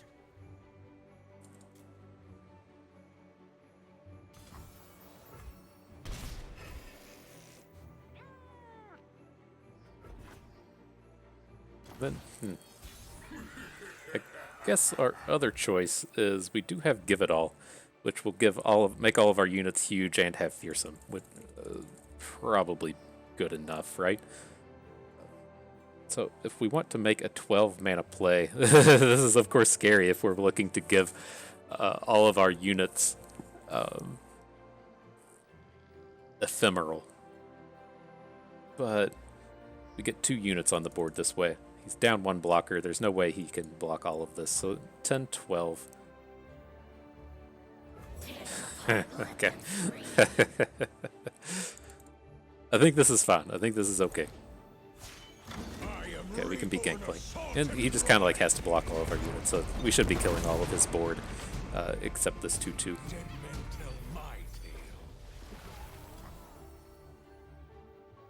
Make sure I didn't mess up these mathematics. And I think we're going to be okay here. Yes, of course. Humankind must realize its full potential.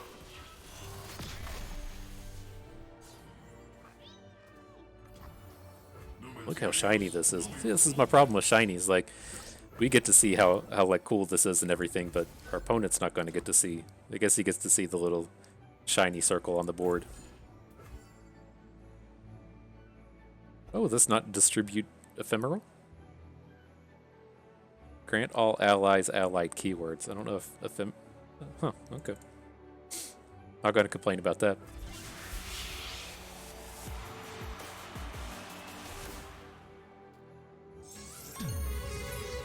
But we have a bunch of non-attack fearsomes now. That's what we were going for.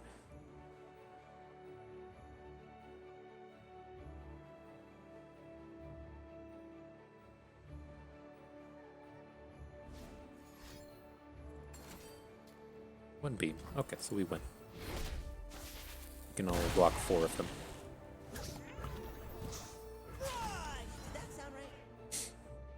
Good game, friend. My life is lost, but not my purpose.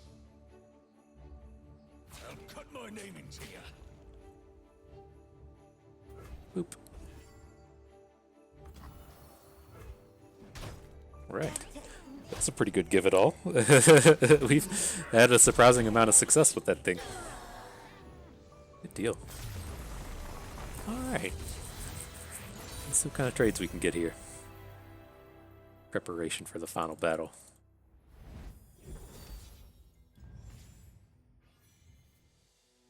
So, okay, I am cool with picking up more Flash of Brilliances. This isn't a very important spell for us.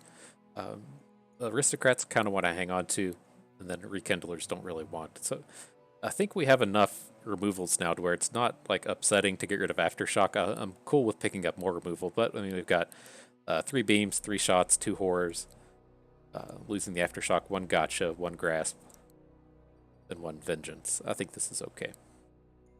Flash of Brilliance is so important here. Like we just like haven't drawn Heimerdinger this trial, but it's one of the such of the key cards with him.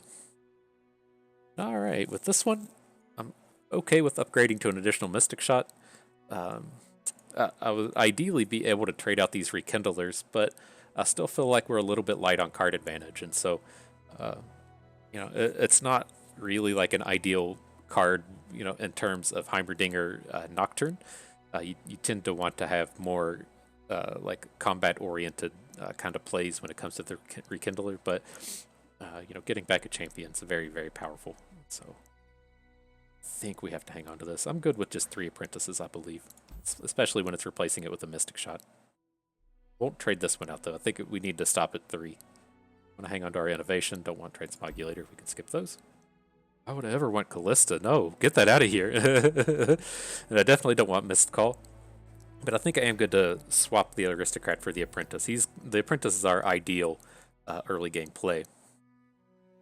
Okay, don't think I want to make any of these. I still have visions of this Collector being not horrible. I think this will be okay. We want to hang on to our Peddler.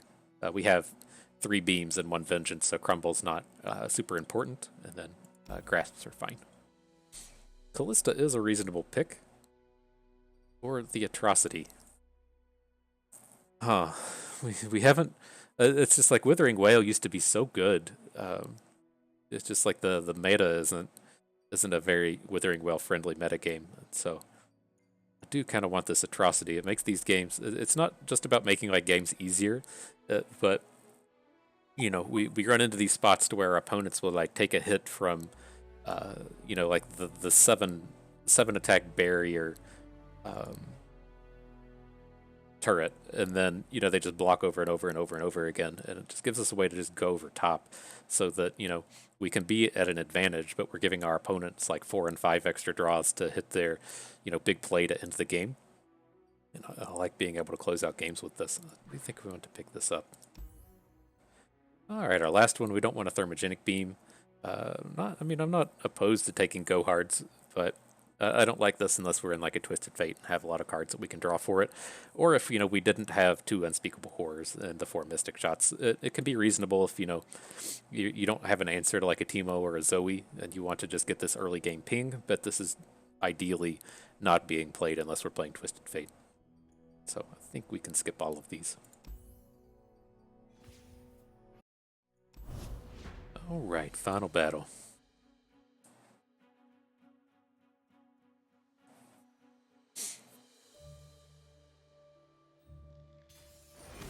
There we are. Multiple Aurelion Souls, interesting. No Shadow Isles, so it's not a Grand Plaza deck. What's going on here? At any rate, this will be a good start with the Apprentice Mystic Shot. Look for some other early gamey kind of things.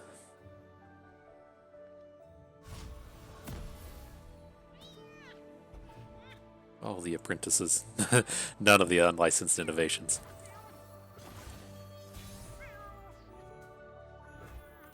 How can I help? Lillian Soul and Garen. That's so surprising to me. I wonder if this is just a Dragons deck, right? That's what I would have to assume. He took Aurelion Soul Garen, ended up in Dragons, and then just like didn't found a Shyvana or took a bunch of Aurelion Souls or something. Okay. I'm fine to take this trade. It's not like we're losing out on a whole lot of value here. Oh, he discards Eclipse Dragon. Interesting. Did that sound right? Can't imagine wanting to discard that against a Heimerdinger deck. You're probably going to be in for the long haul. What do you pick up? You picked up the Charger? Okay. Probably should have just Mystic Shotted it right here. That was my bad. Don't want him playing combat tricks on this next turn. Now it's in this awkward spot to where if he doesn't open, we don't really want to add the Apprentice and just miss out on all this mana. I'm on it. I do believe I want to just go ahead and glimpse beyond this thing. It's not like ideal, but we could use the cycling. Sunlight guide you, my Our brethren. hand is not very good, and as soon as this guy plays like a any dragon, it's going to cause a real problem for us. We need to find our Heimerdinger stat ASAP. Welcome to my To assume we're going to play this, and he's just going to play like a 4/4 dragon. Nope. All right.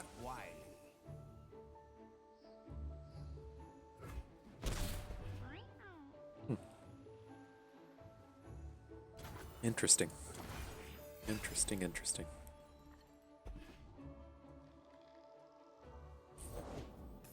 Oh boy. Okay.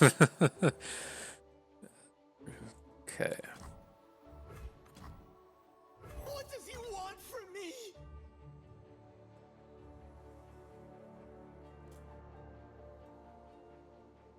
Can't really take advantage of Targon's Peak. Our deck is so cheap in comparison to what this guy's going to be doing. It's pretty bad for us. We need like even if we get a Heimerdinger really fast. Well, I guess if we get Heimerdinger, we can just atrocity away anything.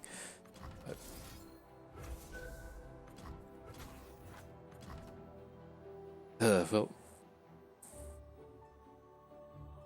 I think I'm okay with this. If he wants to come in and take a value block on a Warden Spray with the Solari Priestess as opposed to getting a trade on an Eager Apprentice, fine. I think I'm okay with that. But we need to get wider than this guy, and we need to get in a whole bunch of damage right now. So that is the plan.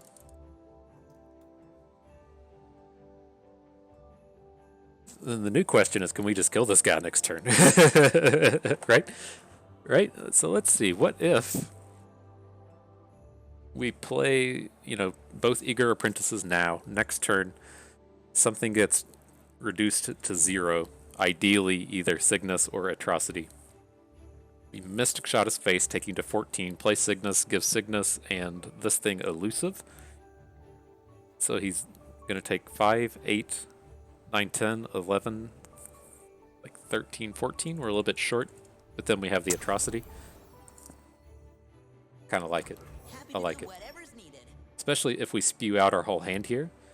Is this round start? Do you draw a card before round start? I don't know how that plays out.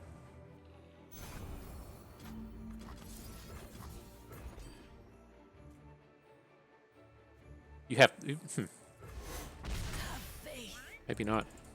I need the old untap upkeep draw step of Magic. I don't know how this game works. But ideally, we'll have these 2 6-cost cards in our hand. And then just be able to... Well... Oh, I messed that up, didn't I? I messed that up by not keeping the Mystic Shot. How can I help? Oops. Oops. I had that all lined out, and then I took away our way to get Nightfall.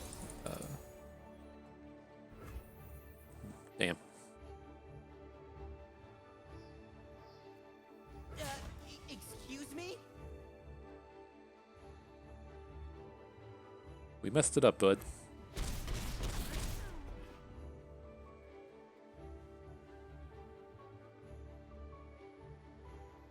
It's too bad.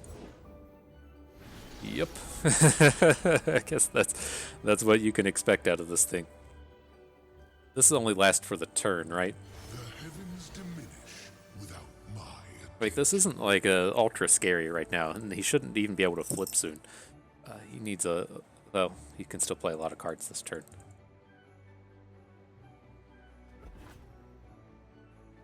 And I hope we didn't mess this up. 5, 10, plus 3. Was he at plus 8? He was at 16. 5, 10 with the atrocity, 13. 14, 15 if we sent Mystic Shot face, he blocks here. Okay. And clearly, how lucky can you get when you have 1, 2, 3, 4, 5, 6, 7, 8 cards in hand and you hit Aurelion Soul with your Targon's Peak? Come on, guy.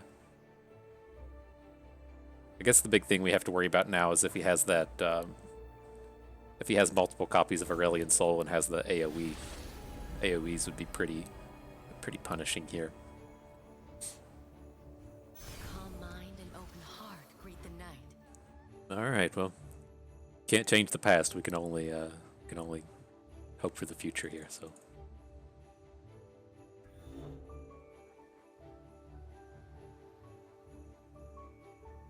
we can do it, can't we, bud? We can do it.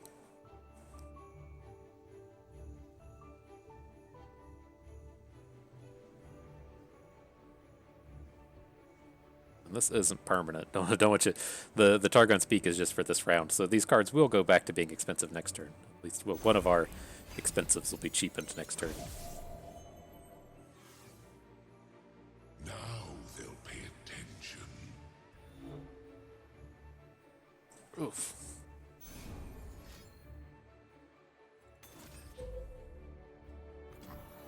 Okay.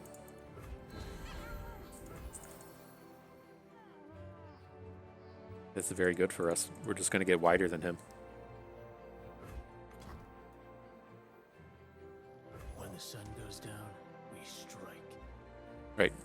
I think he looks like he's going to try to like level up his Aurelion Soul, and then we can just open kill him next turn. At least that's the idea. Sure.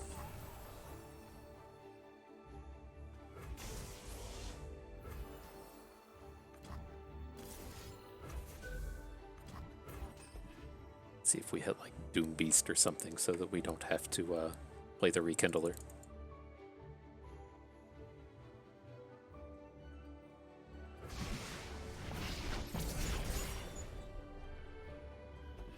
Okay, so 1 mana short of popping all that off, but I think we're good to go now.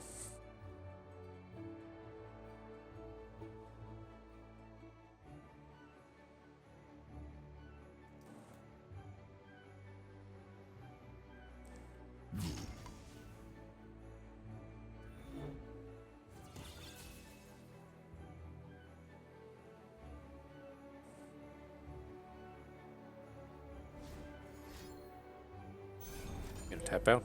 Alright, which one's this? Wow. Like, just hit harder, bro. Hit harder.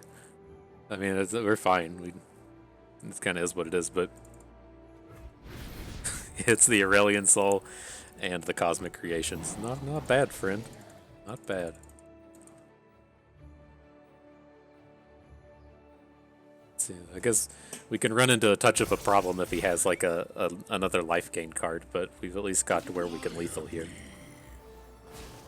Can't take this block. If he has a Targon shield, it's too bad for us.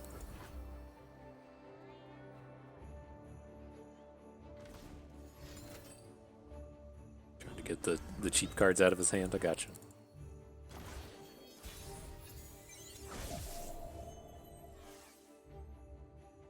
Okay, so let's see if we can at least get him to spend a bunch of mana here. Right, we would prefer to see him tap down to less than 5 mana, so less than 5 gets you below the 5 health card.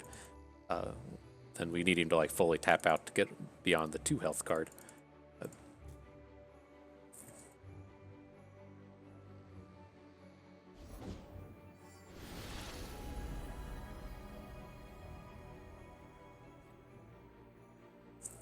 Alright, so he's under the 5. The vault of heaven drawn in twinkling lights. All he can do is he can single combat out of this as far as removal spells go, or he can dragon single combat. Otherwise, he needs a healing spell. Fuck. Yep.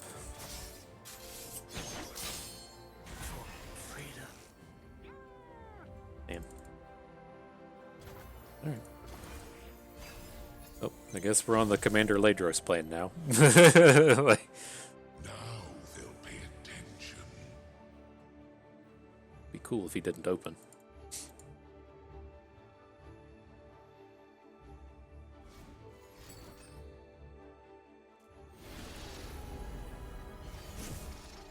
Snap that one off.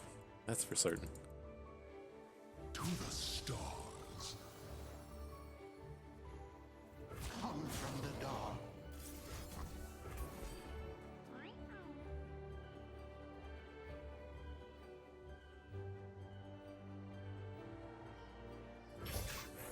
All right, still in it to win it. we got a big pile of burn spells in our deck. I mean, we can still get there. Get there.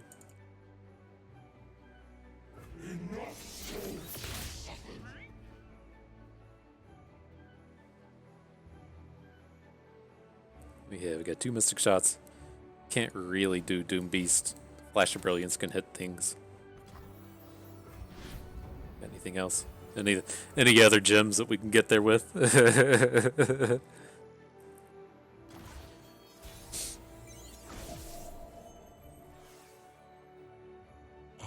do love an audience. A lifetime of innovation. We'll attack with this. You can hit True Shot Barrage.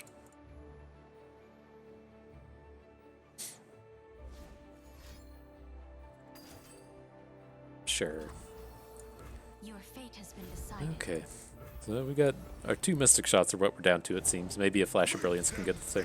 For what they did to me. Let's call Flash of Brilliance. Can't Doom Beast. Okay. I'm the forger of stars.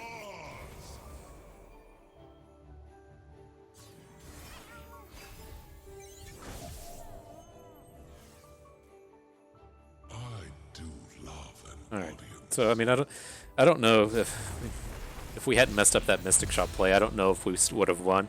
Probably would have won. I mean, that I think that, you know, supremely shows the strength of the deck that we were able to put together here is to have an opponent that assembles, you know, turn 5 Mountain of Targon, turn 6 fucking 0 cost Aurelian Soul into like turn 9 or turn 7 like Cosmic Blessings for free. Like to have them like right on the edge with their fucking nut draw and to just I don't like, I know that like mathematically we were a little bit short on the damage, and so I can't remember if he would have maybe been able to like single combat out of that or something. I don't fully remember all of it. He may have been able to do something, but that's, I think that like just shows what the strength in this is, right? We not only you know, went against the nut draw and almost beat it, but we didn't draw a Heimerdinger. When was the last time we drew a Heimerdinger? Like round 4? Like I certainly don't remember drawing him in the past 3 games.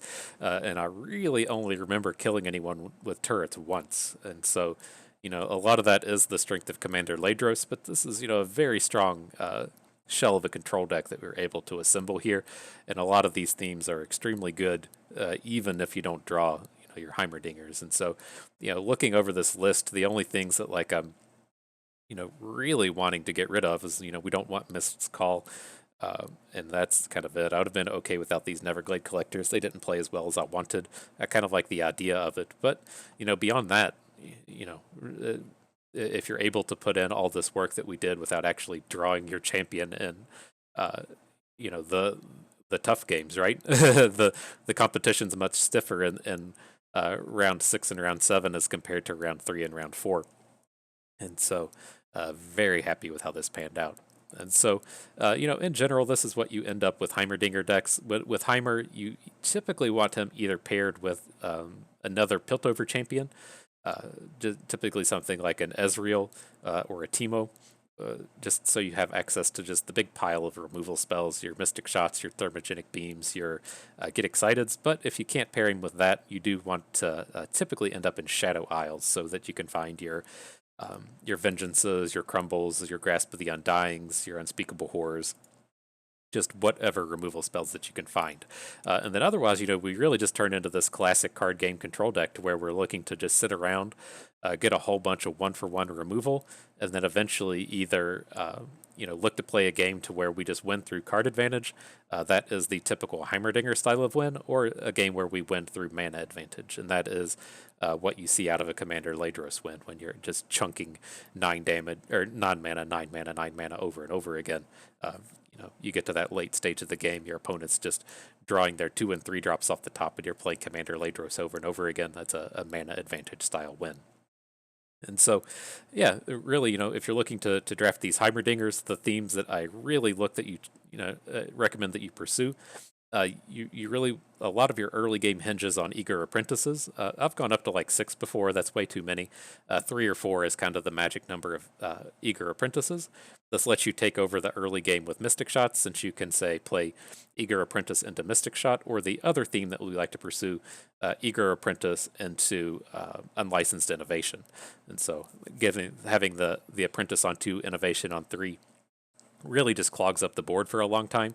Or as you could see in some of those games, we pulled it off a couple times to where, you just get in a bunch of chunk damage when you have a board of 2 apprentices and a Puffcat Peddler, and you play a removal spell and get a big hit in, or, you play the apprentice into innovation and then they just don't block, and you're eventually able to, whittle them down to 7 or 8 health. You have a lot of reach here between things like Unspeakable Horror, Doombeast, Mystic Shots, Get Exciteds if you find them, go and Nug with Atrocity, things like Neverglade Collector if that's what you want to do.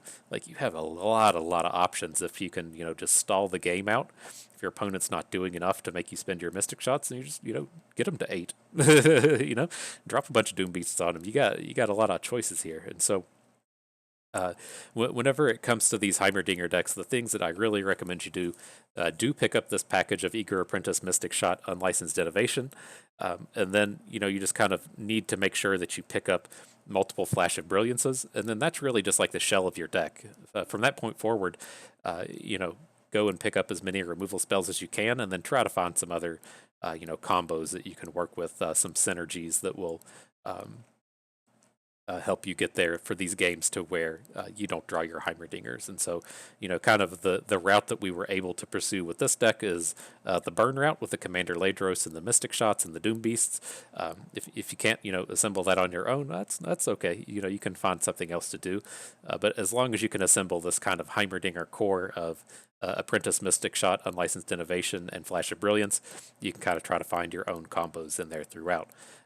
Just be sure to come in, try to find some ways to get some card advantage. The way that this ultimately goes sour, outside of the matches to where your opponent plays Mountain of Targon directly into Aurelion Soul, is when you just kind of sit around and trade 1-for-1 forever, and then you get in this really weird spot where it's the end of the game and you have like a Mystic Shot, a Mist Call, and a Gotcha in your hand, but your opponent draws like the 5/5 dragon with Spell Shield and just crushes it with you because you draw Warden's Prey into Glimpse Beyond. Like, these draws can be kind of weird, so do be sure to pick up some kind of card advantage.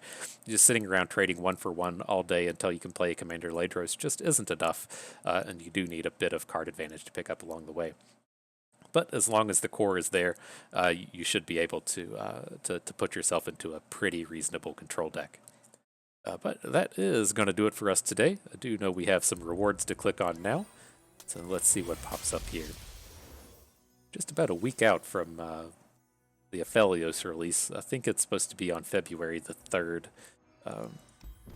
I don't know what the date is anymore. And so we're approaching the weekend. This will come out on like Friday or Saturday, and so it should be in the next 4 or 5 days when the new champion comes along, and hopefully we'll get in a few games with him. Okay. Look at that, all extra copies. We're getting close to 200,000 dust. I know we're closer to 200,000 than we are to 100,000. I think we might be around 170 after this this weekly chest.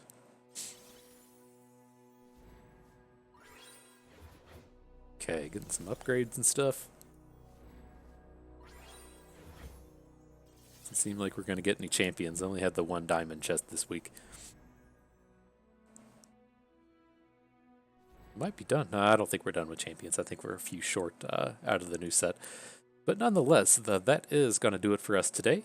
I hope you all had a good time watching. You learned a thing or two and learned how to go the control burn route just a little bit better. I had a good time. Hope you all did too. This is Bust, and thank you for being here.